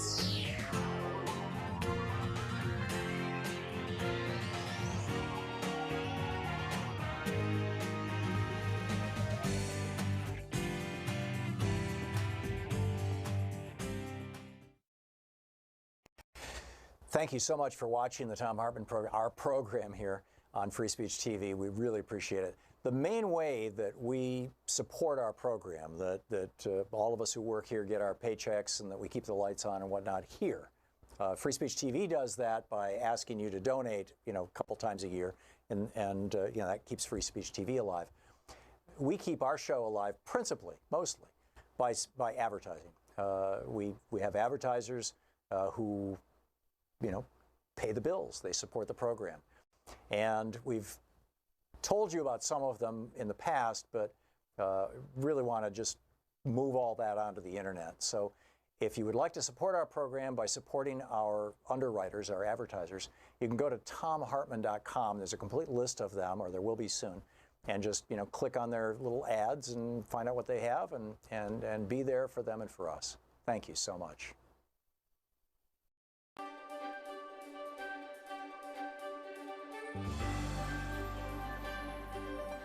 It's the Thom Hartmann University Book Club. Today we're reading from Unequal Protection, How Corporations Became People and How You Can Fight Back by Thom Hartmann. This is from the introduction titled The Battle to Save Democracy. Excuse me. On September 2nd, 2009, the transnational pharmaceutical giant Pfizer pled guilty to multiple criminal felonies. It had been marketing drugs in a way that may well have led to the deaths of people, and that definitely led physicians to prescribe and patients to use pharmaceuticals in a way that for which they were not intended. Because Pfizer is a corporation, a legal abstraction really, it couldn't go to jail like fraudster Bernie Madoff or killer John Dillinger. Instead, it paid a $1.2 billion criminal fine to the U.S. government, the biggest in history, as well as an additional $1 billion in civil penalties. The total settlement was more than $2.3 billion, another record. None of Pfizer's executives, decision makers, stockholders, owners, or employees saw even 5 minutes of the inside of a police station or a jail.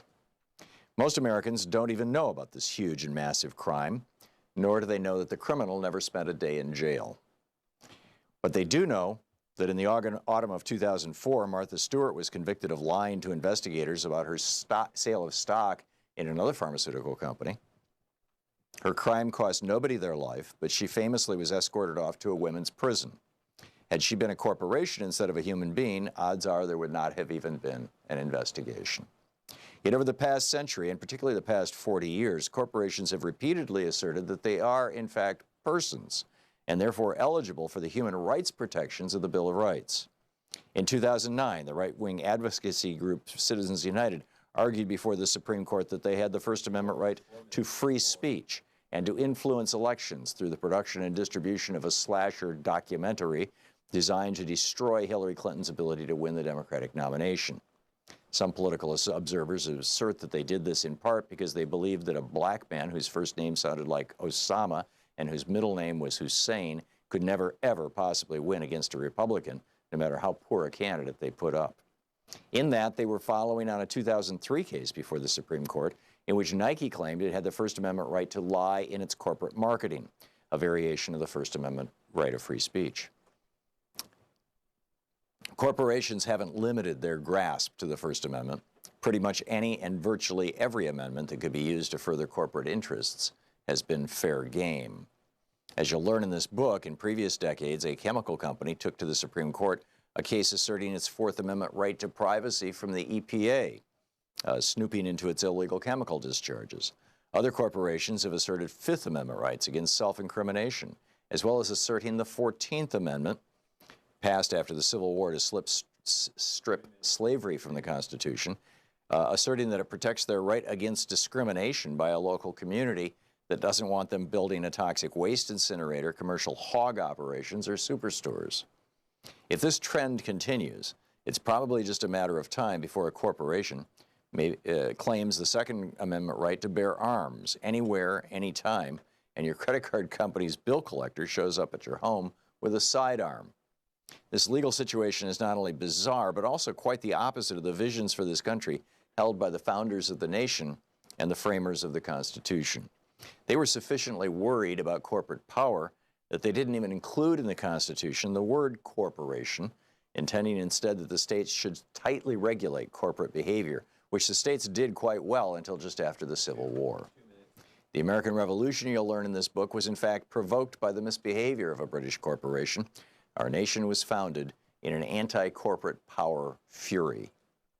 The most significant and oft-quoted precedent of the turning point of corporate power in America began just after the Civil War. It rested on a constitutional amendment successfully written and passed by a group of radical Republicans after the Civil War. That's what they called themselves, radical Republicans, to take slavery out of the Constitution. Given that today's Republican Party has, largely since the robber baron era of the 1880s, been the party of big business and the very rich, it's a bit difficult for some people to get their minds around the possibility that the Republican Party started out as a reform party, that for nearly 70 years, from before Abraham Lincoln until just after Theodore Roosevelt left the party to start a third party, had a strong progressive wing. But the Republican Party did. Although Lincoln was, by today's standards, a moderate Republican, he was still anti-slavery, pro-middle class, and pro-labor. In fact, he famously said labor is superior to capital because it precedes capital. Nobody has wealth until somebody makes something. And he was the first president both to use the word strike in public and to actually stop police and private armies from killing and beating strikers. And just like in today's mainstream Democratic Party, where there's a progressive minority that always seems to be pushing the edges, in the Republican Party of the 1800s, there was a very, even by today's standards, progressive faction. The radical Republicans were a splinter group that emerged in a big way from the Republican Party at its founding in 1854. And just after the Civil War in 1866, they gained a majority among Republicans in the House of Representatives, where they had a powerful influence until the faction disintegrated in the 1870s during the presidency of Ulysses S. Grant. They supported the absolute right of freed slaves to vote and participate in government. It goes on from there. Unequal protection, corporate power. Want to connect with the show online? You can find the Thom Hartmann Program on Facebook, Twitter, and Instagram.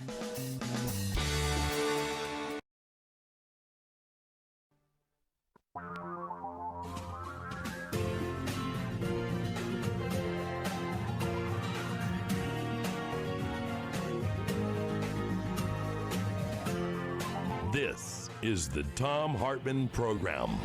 Welcome back. Thom Hartmann here with you. Mark Castle is on the line with us. He's the co-founder of the Cornucopia Institute, the senior farm policy analyst, co-director, and director of the Organic Integrity Project.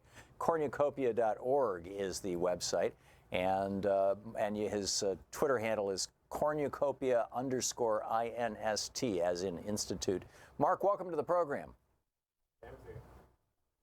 Mark? Oh, we got to crank up your volume there. Hey, Mark, can you hear me? Okay, I'm putting you on the phone. Mark? We got no Mark. Apparently, he's not hearing us. Okay. I'm gonna put him on hold. You need to pot him down, Sean. I'm gonna continue with the show, and we'll let Shira work this out. some of the things that we're learning from Omarosa. Omarosa claims that Donald Trump slammed the idea of putting Harriet Tubman on the $20 bill. Remember when there was this discussion about who or what should go on the $20 bill? Should it be, right now it's Andrew Jackson, who's Trump's hero. The guy who did the Trail of Tears, the guy who took down the Second National Bank, the guy who defied the Supreme Court twice. Pretty grim stuff. I mean, a genocidal slaveholding maniac. Of course, he's Trump's favorite president. And so, a lot of people were proposing other people, and one of them proposed Harriet Tubman. And, Trump's response to that, this is what he said to Omarosa. He said, "Do you want me to put that face on a $20 bill?" Seriously? That is bizarre. Okay, let's try Mark again. Mark Castle, the co-founder of the Cornucopia Institute, senior farm policy analyst, co-director, and director of the Organic Integrity Project. Mark, are you with us this time? Greetings from Wisconsin. Thank you. So tell us, you wrote this piece about how this USDA-backed factory farm takeover of organic milk production is scaling, the family-scale farmers are being pushed out of business. Tell us about this. Well, when Congress passed the Organic Foods Production Act of 1990, they envisioned the USDA protecting organic consumers from fraud and organic practitioners, farmers, from illegal and unfair competition. And it really hasn't worked out very well under either Republican or Democratic administrations. They have sided with corporate agribusiness. There's a industrial agricultural takeover of organics. So we estimate about half the milk in this country is coming from giant factory farms, milking as many as 15,000 cows, usually in the desert states in the West. And so we really have two organic labels today. They both share that same USDA logo, but if we're talking about milk and dairy products, one comes from family farmers who carefully steward the earth, who care for their animals. Their cows usually have names, not numbers. They get their hands dirty for a living. And the other half comes from factory farms that look just like conventional factory farms. So when consumers turn to organics for safer and more nutritious food, they're getting ripped off. We partnered with the Washington Post last year that did testing of various organic milk brands. And the ones that come from factory farms that were produced by Aurora Dairy, so they supply Walmart and Costco and Target, nutritionally they were in some cases inferior to even conventional milk. And so consumers know that real organic milk from cows that live happy cow lives out on grass have higher levels of omega-3s and other antioxidants and taste great. And so our report and the scorecard that accompanies it, that's available at cornucopia.org, really empowers consumers and wholesale buyers to supersede the USDA and decide what really is going to be called organic. I'm guessing what is going on is that there is so much demand for organic products now that we're learning. I mean, Scott Pruitt's, maybe it wasn't the EPA, maybe it was the USDA, but whatever, the Trump administration has tried to put, and in fact did put another really deadly pesticide into the marketplace. They're not regulating these things.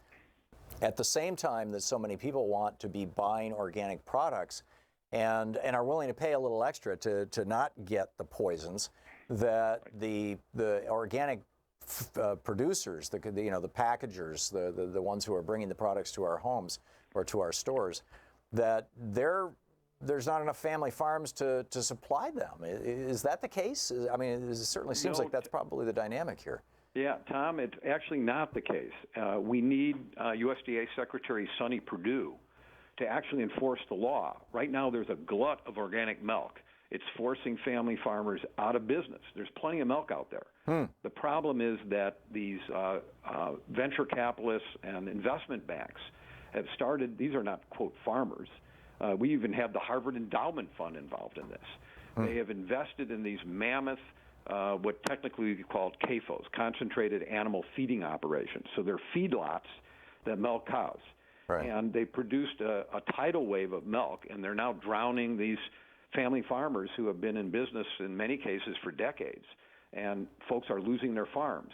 So when consumers choose organics, not only are they getting a superior product for their family, but they're supporting a better environmental stewardship, a more humane animal husbandry model, and economic justice for the people who produce our food. So that's why we have this scorecard, so they can vote in the marketplace, in essence. Right. So the presumably these big industrial organic milk producers, and I put organic in scare quotes, right, are not injecting their cows with bovine growth hormone, and they're not using routinely using antibiotics and things like that. So it should be a better product. Why is it not? Well, we call that organic by substitution.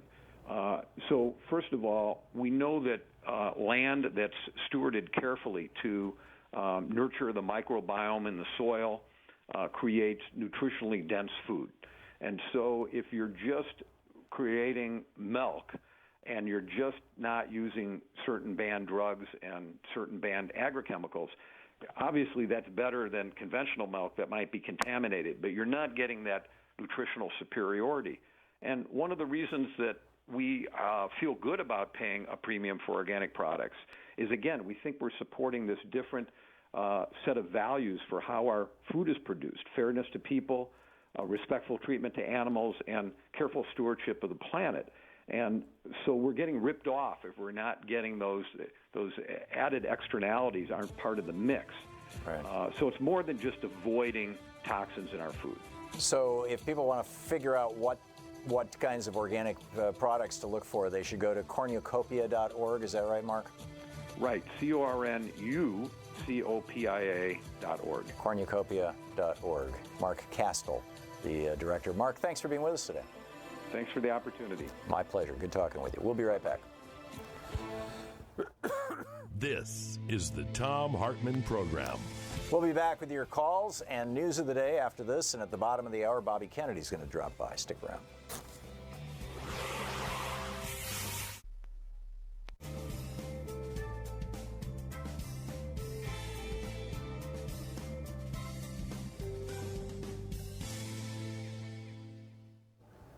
And welcome back. Les in Central Square, New York. Hey, Les, what's on your mind today? Thanks for watching Free Speech TV. Hi, Tom. How you doing? I'm well. What's up? Hey, I'm believing that we do not have any free press in this country anymore. You cannot. I feel call pretty in free. Any station or do anything. Okay, you can't do anything because they won't let you do anything, or they only put on what they want to put on. Well, yes and no. I mean, I'm running my own show here. I say what I want to. I don't answer to anybody.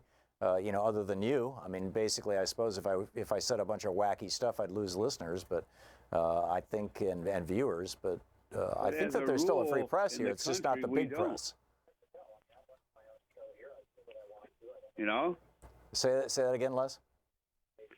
As a rule, we don't have it in this country. Well, we have people watch the mainstream media. Yeah, we have a corporate media. We have media that is beholden to the profit motive first and foremost. You can't have any free press on it because they won't let you talk and tell you the truth of what's going on. That's what's needed for a free press.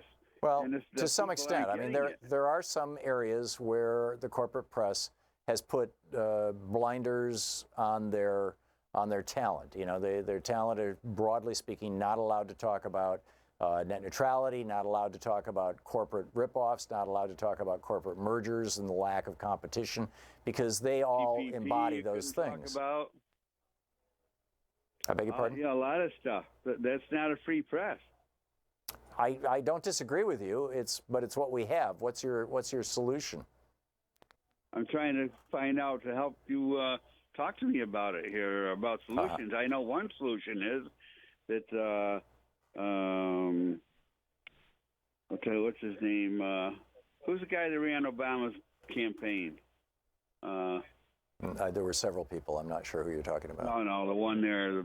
Anyway, there were two different campaigns. On TV the other day on one of the other stations there, and he said that you got to get rid of Fox News. And he brought up the fairness doctrine. I mean, it's got to happen sooner or later. The fairness doctrine would not have eliminated Fox News, But that said, I think that there's really two things that we need to do, and they both involve just basically reversing the Reagan Revolution. The first one is to bring back ownership rules, local ownership rules for radio and television stations, so you don't have these giant right-wing oligopolies like Sinclair Broadcasting or Clear Channel and these other big networks. And once again, the ownership of radio and television stations is at the state level and at the local level. Number one. And number two, break up the big monopolies, break up the big cable companies, break up the big ISPs, internet service providers.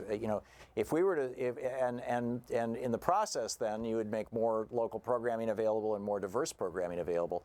So enforce the Sherman Act, which Reagan stopped enforcing in '82, and bring back the ownership rules, which Reagan blew up with blowing up the Fairness Doctrine in '87. This is all reversing the Reagan Revolution. The Reagan Revolution is what brought us this situation, and when people get it, then maybe we can have some positive movement on this. But does that make sense, Les? The other thing is we got to get rid of that Clinton law they put in. Oh, the Telecommunications Act of '96. Yeah, that was the second big hit to ownership rules. I agree with you. I think it needs to be rewritten. Les, thanks a lot for the call. It's great to hear from you, and thanks for watching us on Free Speech TV. We'll be right back.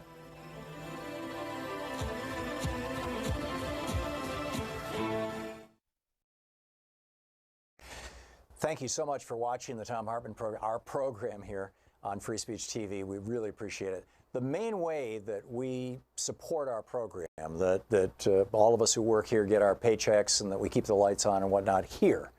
Free Speech TV does that by asking you to donate, a couple times a year, and that keeps Free Speech TV alive. We keep our show alive principally, mostly, by advertising. We have advertisers who, pay the bills. They support the program, and we've told you about some of them in the past, but really want to just move all that onto the internet. So if you would like to support our program by supporting our underwriters, our advertisers, you can go to thomhartmann.com. There's a complete list of them, or there will be soon, and just click on their little ads and find out what they have and be there for them and for us. Thank you so much. Want to connect with the show online? You can find the Thom Hartmann Program on Facebook, Twitter, and Instagram.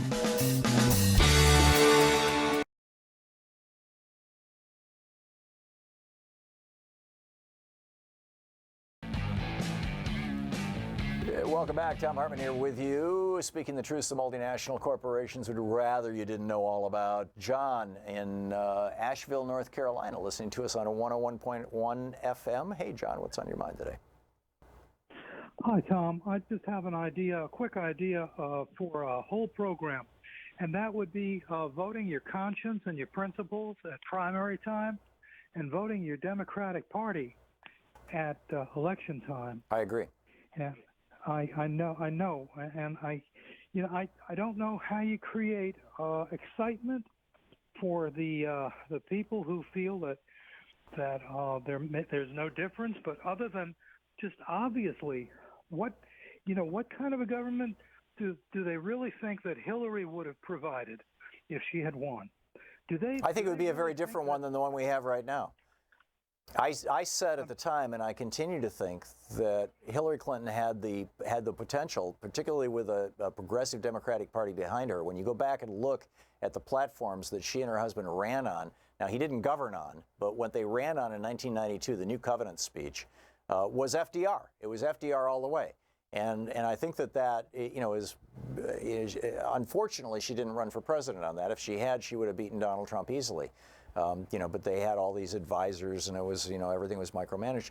But I thought at the time, and I still think, that she had the potential to be a truly great president. Yeah, me too. I voted Hillary. I'm a Bernie. I sent money to Bernie. Yeah, and I have rarely, if ever, sent any money to any organization or any political party or certainly any. Well, this is the extraordinary power of speaking the truth. I mean, Bernie speaks truth to power, And people go, yeah, I want that. And people thought that Trump was speaking truth to power. He said, you know, every Republican on this stage wants to do away with your Social Security and Medicare. I'm not going to touch them. He lied, of course. He said, I'm going to be badly hurt by my tax reforms, and all of my rich buddies, we're going to see our taxes go up. No, he lied. 83% of all tax benefits go to top 1% of taxpayers. He said, I'm going to protect the environment. He lied. I mean, you know, he just lied through the entire campaign, and that's where we're at. So, John, spot on. I thank you for the call. It's great to hear from you. Lisa in Sutherland, Oregon. Hey, Lisa, what's on your mind today? Oh, hi, Tom. Nobody says it better than you. I mean, you are so articulate. I wish I could. Thank you. I wish I could can what you say.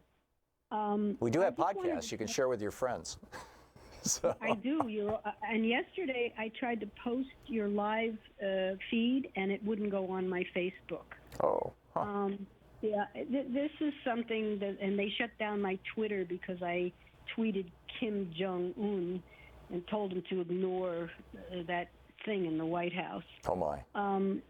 But anyway, I've been calling my representatives for many years now, and I wanted to say that this is the kind of thing that's really, really an obstruction to democracy. First of all, I ask a simple question. Does Ron Wyden support Bernie Sanders' Medicare for All bill? And I get the runaround. First of all, Ron Wyden doesn't even answer his phone. Jeff Merkley does, and Jeff Merkley has moved on the Jordan Cove pipeline after I hounded him for a year.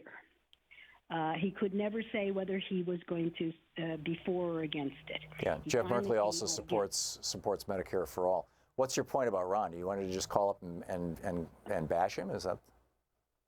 No, what I'm saying is that they'll give you a form letter on your issue if you send an email on their website. And it's a simple question. I say, just tell me yes or no. Does he support it or does he not support it? And I'm never, ever given a straight answer. And this is very, very frustrating. Well, Ron Wyden is a more cautious politician. And I'm not sure exactly why. I think he came into politics. When Merkley came into politics, it was riding a progressive wave.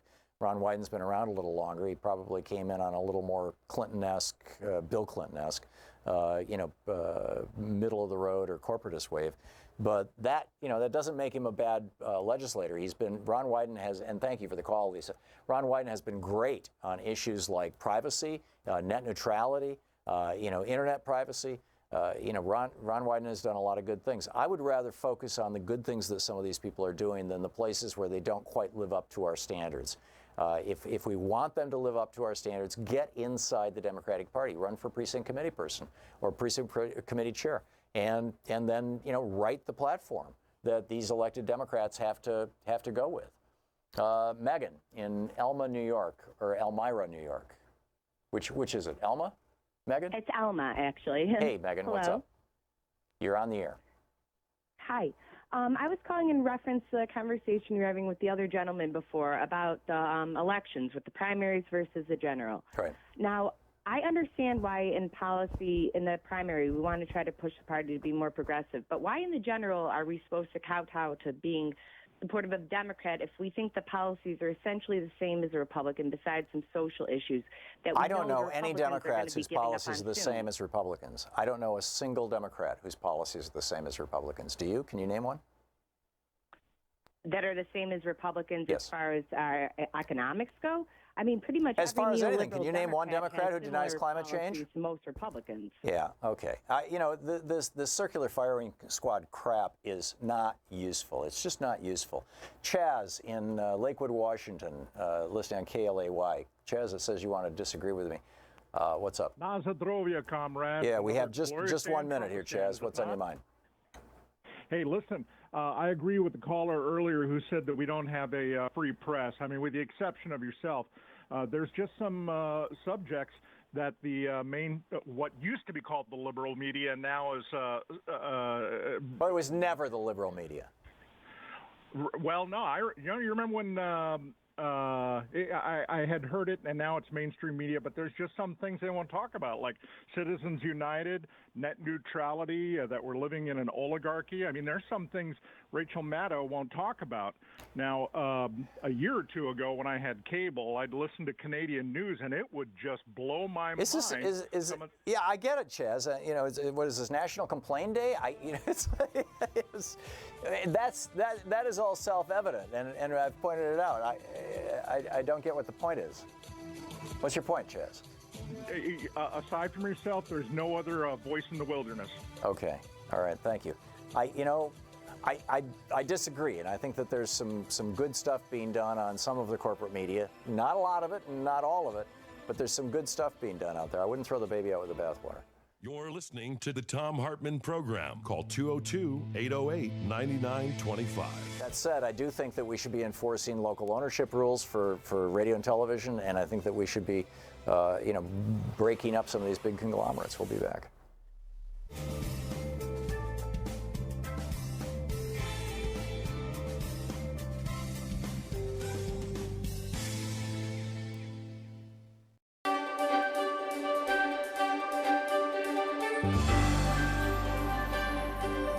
We're reading today from Warrior Is by Harley and Robin Zephyr. It's the story of their great-grandfather who, in real life, killed Custer at Little Bighorn. And in fact, there's a map of the war, as it were, the battle. And they say that he is now the spirit keeper of Custer, which is remarkable. And there's a page-and-a-half introduction to the book, and then it becomes, a historically accurate novel, basically. This story is the traditional and cultural account of the life of Nikogju Lakota warrior Mato Nyanpi, saved by Bear, which his name in English, also later known as Scarleg. Warrior is based upon a true story. What you are about to read has been told to us through our family, passed down as oral history from generation to generation. Every family has its own story. This is ours. It's up to you to visualize and experience the events described herein in order to determine what you believe or what you choose to accept from what you learn from these pages. You've likely never read a story quite like this before. In Warrior Is, the reader is able to visualize and experience the events and circumstances of Mato Nyanpi's life. Many times the story is told in the present tense, such as if you were walking with Saved by Bear and his people as the events unfold. This was our original manner of storytelling. Other times the story is narrated in the past tense to account for a past perspective. Those of us who may not be entirely fluent in particular words or specific language as much as we may be fluent in spirit and honest communication, the life messages many times can be more meaningful than just the written or spoken words. Warrior Is follows the timeline from the time of creation, moving through Saved by Bear's birth in 1849 and going up to July 1876, 2 weeks after the Grass Battle. Please exercise your free will and follow your conscience when reading this story. The spiritual side is called upon you to open your spirit so that you may read this tale and learn about these events through your own spirit. And, continues sort of like in that line, but here, right to the book. Prologue. He smelled the yellow of the sun. His spirit was alive and energetic. He felt the energy in his chest and all along the blood running through his veins. He looked to his left to see his great friend by his side. The strong scent of sage caressed his nostrils and reminded him of home. The movement over the high-running hilly ridge to the south caught his eye. He and Swift Bear sensed and felt the pathway opening up. So much had occurred so quickly, so suddenly, so dramatically. Their call to duty, his call to duty, filled his mind, his heart, his spirit. Today, it was meant to happen. It was presented to the people from the Creator. The plan was made. The warriors summoned. The preparation was done. It all led to this place, this portal in time. The sparse clouds to the west resembled mare's tails, and for a brief moment he remembered his white stone friend in the White Mountains. He remembered his spiritual commitment to protect his people, Grandmother Earth, and the sacred Hisapa. And time stood still for a moment, a small moment in time, through all of the ancient and original history of all the moments of time. And as the group of the horse-mounted soldiers rode briskly over the far ridge, the Creator shined that warm, nurturing light upon these warriors, such as Creator had been doing since the beginning of time, since the beginning of Grandmother Earth and Grandfather Sky, and at the beginning of all things. All the moments of time forever had arrived here now. It had come to this. Creator's strong will and great invisible hand had placed them here. It was the Creator all along. It always was. It always would be. For one to know what led the young Lakota warriors to be here at this fateful site near the Greasy Grass River on this warm, sun-drenched day, one must go back in time, way back to the beginning, when it was only the Creator, and the Creator of all things decided to create a new world. Her name would be Unsimaka, Grandmother Earth, and she would be created to hold and sustain life. All kinds of beings, all kinds of people would be given and placed upon and within her to show her love of life. And this is how it all began. Chapter 1, Origin. The human beings evolved from the spirit. Before arriving in Wind Cave, we were star people. Many of us came from a place called the Pleiades, the Seven Sisters, an ancient star grouping and constellation that contains worlds comprised of the gift of life-giving water. Water is life, Mini Wikoni. The Pleiadian influence is an absolute, but those of us who claim to be relatives of the Pleiadians share a common bond with other indigenous people, regardless of where we are geographically on the earth. We will always remain Pleiadian star people. Spiritually, we have become human beings of different races and ethnicities, but the origin of our spirit is the water. And for us, and as to who we are, as the tribal people in a family way, our name is Minkoju, its evidence.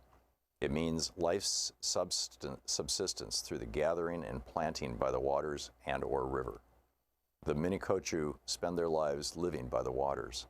This is something that many of our own people do not know or understand, but this is our history, not only of our physical existence, but also the history of our spiritual existence on Unsimaka. The book is Warrior Is by Robin and Harley Zephyr. Want to connect with the show online? You can find the Thom Hartmann Program on Facebook, Twitter, and Instagram.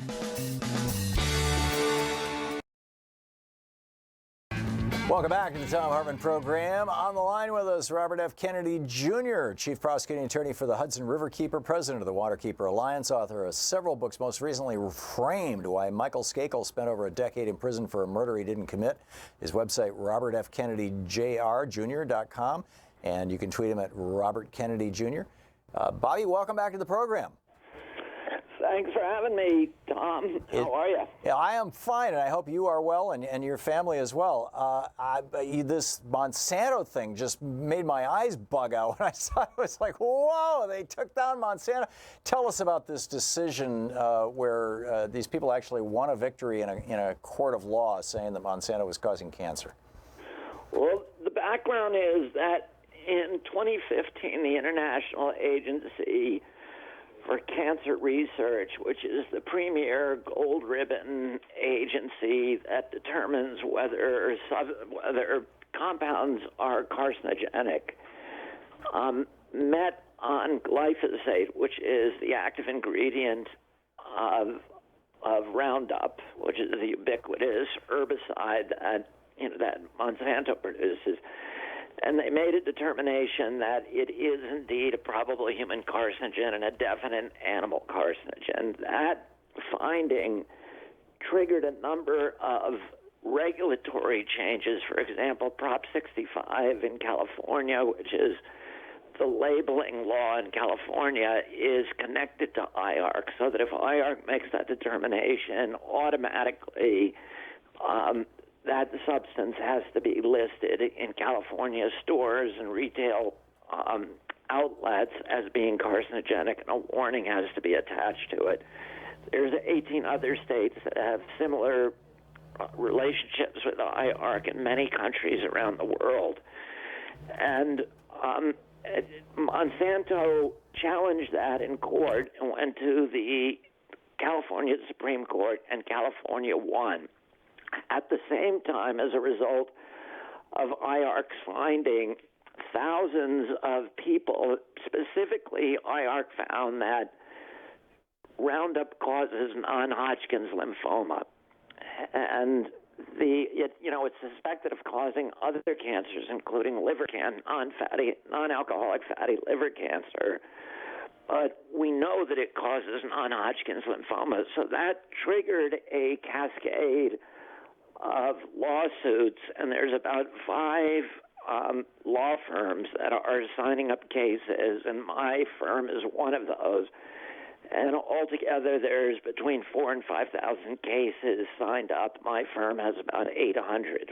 The first case of all of those to be tried and reach a jury was the case of a school groundskeeper, a 42-year-old African-American whose name is Dwayne Johnson, who is dying of non-Hodgkin's lymphoma that attacked his skin.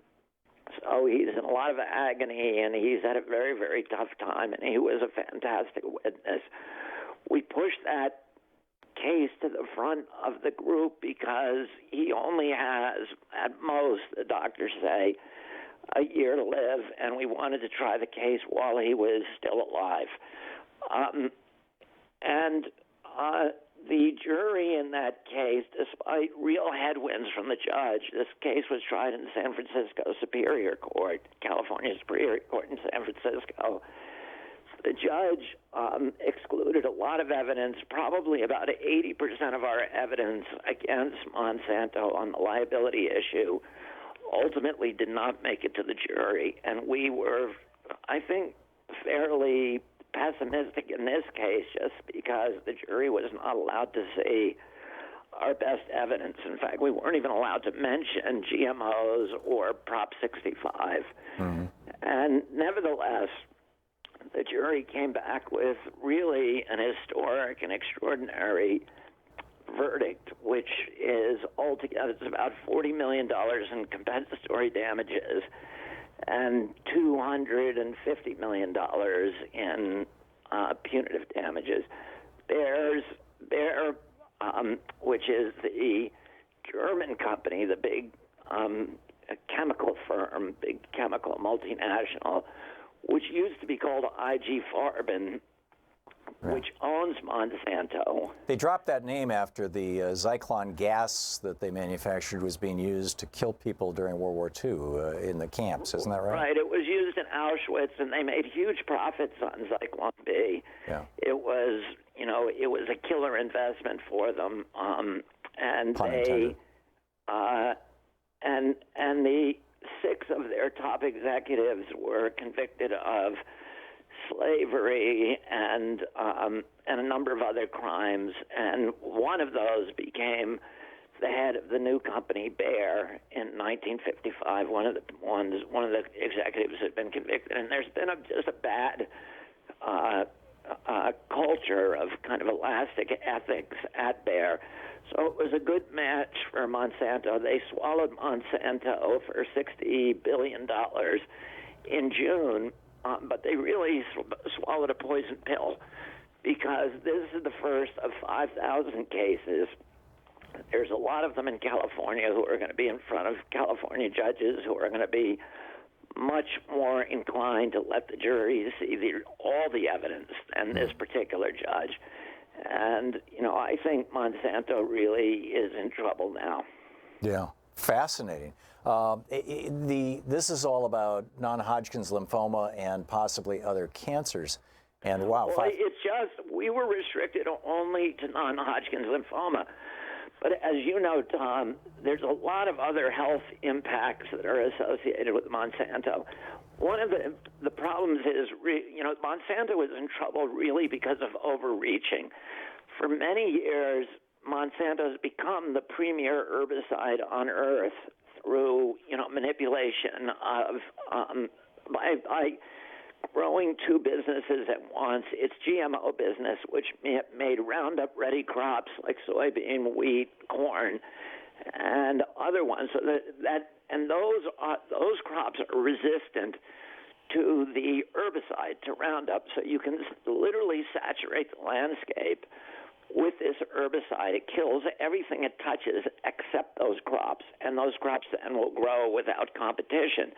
So that's very attractive, and that had been its business model. But about in 2014, it began, Monsanto developed an off-label use for Roundup. It began going to farmers and saying not only are we good for weed control, which you spray at the beginning of the growing season so it doesn't ever get on the food, but also you should spray us at the very end of growing season at the harvest, because it turns out that Roundup acts as a desiccant. It dries out the crop and makes it much easier to remove it from the field. So for the first time, they began spraying Roundup on food, literally on the food before it's eaten. This was I'm wondering if I can line up the timelines here, Bobby. Back in 2001, I developed, in quotes, celiac disease. If I eat anything with wheat in it, it's like having a severe case of food poisoning. And there's a really strong evidence that the epidemic of celiac disease is coming from the Roundup. Was 2001 around the time they started? Worse, because they're literally now spraying it on the food, and it's now been found in children's cereals. It's in oatmeal.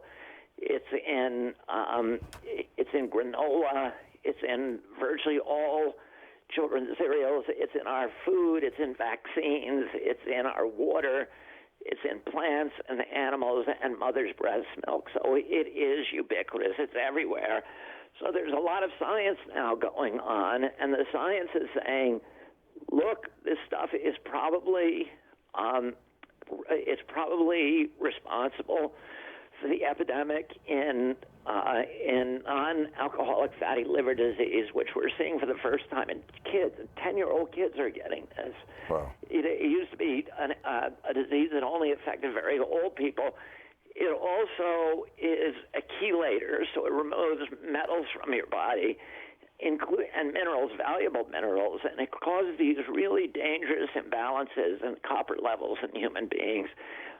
It's an endocrine disruptor. It destroys the microbiome in the human's gut, and that causes brain inflammation.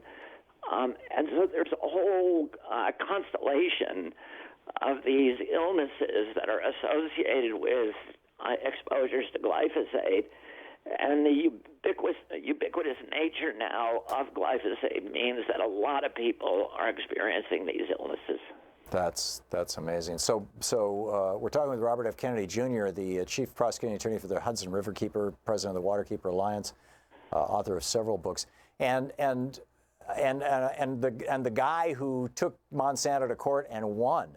Bobby, where do we go with this? Where do you expect that we might see at some point less Roundup in our biosphere, and I'll be able to eat wheat again? I mean, is that coming down the road? I think it is going to come, despite the virtual takeover of our country of corporate money that makes it kind of impervious to anything that doesn't contribute to corporate profit taking. I think the European countries, which still have something left of their democracies, are all looking at banning glyphosate or not relicensing it. And I think the science is cascading, Tom, right now in a way that's going to make consumers revolt against it. That's good news and remarkable news. Robert F. Kennedy Jr., Bobby, you are extraordinary. I got to tell you, you are absolutely one of my heroes. Thank you so much for dropping by our program today and for picking up this case. Thanks, Tom. Great. Thanks a lot. You're my hero. Thank you. Back at you. We'll be back. Bobby Kennedy Jr., his most recent book, Framed. We'll be back.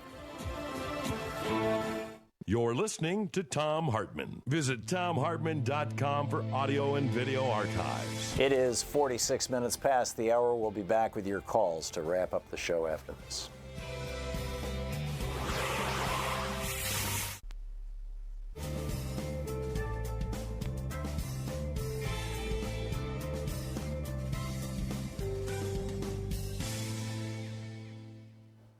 And welcome back. James in Franklin, Tennessee, watching us on Free Speech TV via his Roku box. Hey, James, what's up? Tom? That's me. I think we need to go on our farming the way the Netherlands are farming. Tell me about it. They're using 80 to 90% less land, less water, 90% to 80, 90% less water. How do they do than we do on our farming. They're the second producer of produce in the world behind the United States. How do they do this, James? They're doing it in giant greenhouses. They got each plant set up on a computer where it gets what it needs when it needs it. So they've computerized their farming? No less. They still got nutrition in them. And as far as I can tell, a lot of people say you can't. I think they even grow it in dirt, you know. But most of the farming they're doing over there is this way. So I came up with this. So it's computer. They've computerized their greenhouses. That's fascinating. I'll have to look into it. James, thanks for the heads up on that and for the information. Daryl in Henderson, Nebraska. Hey, Daryl, what's on your mind today? Well, you made the comment that there was no such thing as liberal media. Do you consider yourself liberal media? I do. What I was saying is that this labeling CBS, NBC, ABC, CNN as liberal media, you know, I think you could probably label MSNBC as liberal media, but the rest of them, no, they're largely corporate media, and CNN is just kind of going right down the middle. Do you disagree with that? Yeah, I can give you examples of liberal media by NBC, CBS. What about CBS, Dan Rather? Well, Dan Rather hasn't worked for CBS for over a decade. You know, he was taken down because he exposed George W. Bush's getting out of service in Vietnam, and you know, he used a fake document knowingly. What about? No, it wasn't knowingly, and we don't know that it was a fake document. In fact, I think it was a true document. I think we know that George W. Bush was AWOL for more than a year. And something that during time of war typically gets you put up in front of a firing squad. So, you know, no, I'm not buying it. And beyond that, what does that have to do with liberal or conservative? If the President of the United States was AWOL for a year, that seems like news regardless of his party. Can we go with today, right now? Okay. The lead story almost everywhere is Donald Trump might have used the N-word. Yeah, I don't really care. I think the larger issue is, I mean, you want to know Donald Trump, if he's a racist, you don't have to ask if he's used the N-word. He called Mexican immigrants rapists. He said laziness is a trait in blacks. He said immigrants from Haiti all have AIDS. He said Nigerian immigrants who saw America could never go back to their huts in Africa. He called for less immigration from Africa, more from Norway. He referred to African countries as S-holes. He spent years claiming Obama didn't have a legal birth certificate. This is from DU's graphic today. Falsely stated that Obama issued a statement for Kwanzaa but failed to issue one for Christmas. It was a lie. He's repeatedly retweeted white nationalists. He said that there were neo-Nazis marching in Charlottesville who were very fine people. He calls Senator Elizabeth Warren Pocahontas. He protests black NFL players, calls them SOBs. He was reluctant to disavow David Duke's presidential endorsement. Come on, give me a break. Referred to Hispanic Miss Universe as Miss Housekeeping. He makes up statistics to exaggerate urban crime. No, Donald Trump is a racist. I mean, case closed. You don't have to have an N-word tape. He is a racist. We'll be back.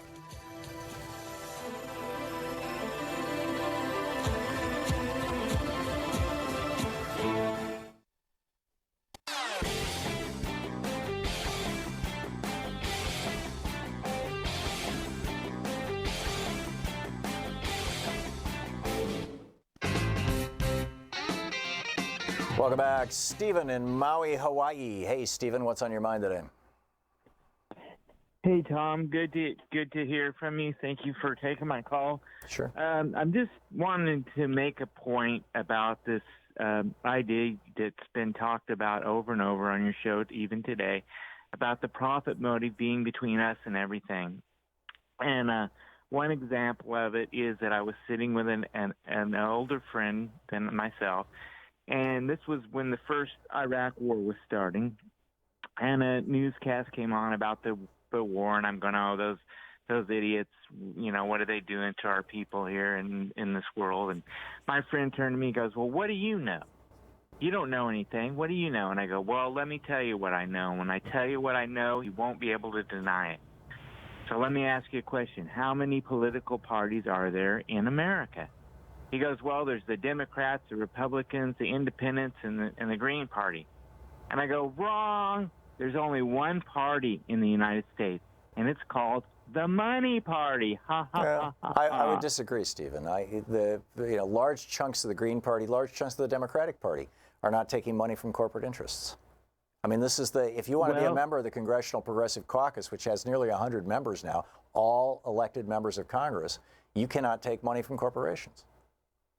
Well, okay.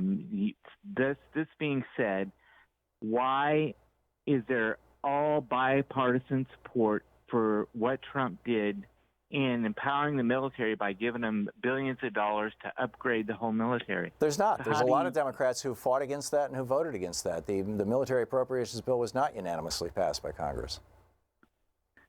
Well, they got it through. It was fun. Well, they did get it through because they controlled the House and they controlled the Senate. Stephen, I get what you're saying, and I agree that the power of money is outsized in the American body politic. And I think it's a wonderful thing that people like Alexandria Ocasio-Cortez and others are rising in the Democratic Party really rapidly now. Randy Bryce, Iron Stash up in Wisconsin. A lot of these people are coming to the fore, and they're doing it without corporate money and without money from billionaires. And I think that's a marvelous thing. And that gives me hope for this country. I'm not willing to sit around and say, oh, all is lost. We're all screwed. These guys, they don't care about this, that, or the other thing. I'm just not going to go there. Mark in San Francisco, listening on 910 AM. Hey, Mark, what's up? Not much. How you doing, Tom? Good. What's on your mind? Well, Medicare and Social Security. And if you remember, Ronald Reagan taxed Social Security and paid his tax cuts with that. And You're now right. Social Security and Medicare are like a slush fund for the Republican Party. And I think the Democrats need to... Well, wait a minute. How are Social Security and Medicare a slush fund for... There is no slush fund. Well, in other words, what I'm saying, Tom, is they're trying to use the tax cuts and pay for it with Medicare and Social Security cuts. Oh, I see what you're saying. Yeah, it's not that it's a slush fund. It's that it's the tax cuts throwing this country into a $20+ trillion deficit. Over $1 trillion in deficit just this year, which is over $100 billion a month in deficit spending that this government engaged in this year. This month, the month of August, our government borrowed more than $100 billion to give to the Koch brothers and other right-wing billionaires, and left-wing billionaires too, for that matter, but to give to the billionaire class. I get that, and the Republicans are planning on using that deficit as well. This is Paul Ryan has announced it, and they're going to use this deficit as an excuse to cut Social Security and Medicare. Spot on. Doesn't mean there's a slush fund, though. Oh, you're right, Tom. The other thing is this started when Reagan taxed Social Security. I agree. And used it, and now it's even worse because now they're trying to cut more and using it to pay for this tax cut, which is it's disgusting. I agree, and the Peterson Institute has been out there. Mark, thank you for the call. Pete Peterson, a right-wing billionaire, Wall Street guy who made billions on Wall Street. I was a totally bizarre experience this morning. I was looking through the New York Times on my phone, and there was a, book you need to know if you want to get the most out of Social Security. And I clicked on it. It's a book review. It's on today's New York Times, and it's by Pete Peterson, and it's about how Social Security is a Ponzi scheme. I'm like, what the hell? Who got inside the New York Times? Jay in Houston, Texas. Hey, Jay, what's on your mind today? Jay, you're on the air.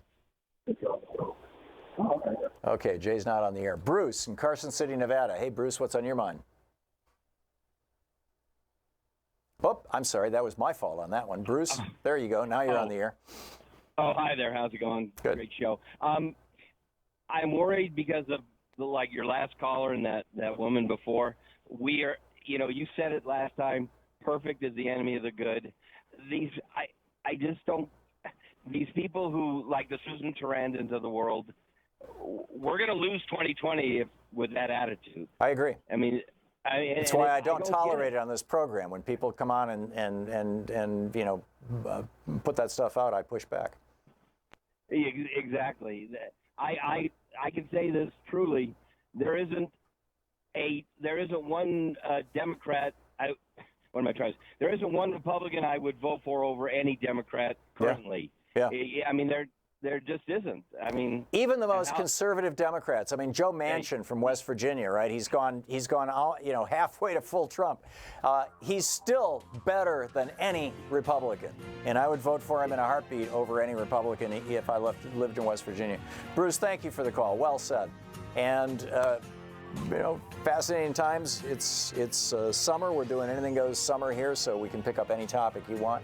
We'll continue tomorrow, but in the meantime, really important message. Democracy is not a spectator sport. It really isn't. We can't just sit back and watch the election returns come in on TV and go, yeah, or oh no. No, we need to be part of this, right? You need to be part of this. And there's all kinds of ways you can be part of it. The most important, joining in your local party. Get out there, get active, tag, you're it. We'll see you tomorrow. You've been listening to Thom Hartmann. For audio and video archives, visit thomhartmann.com.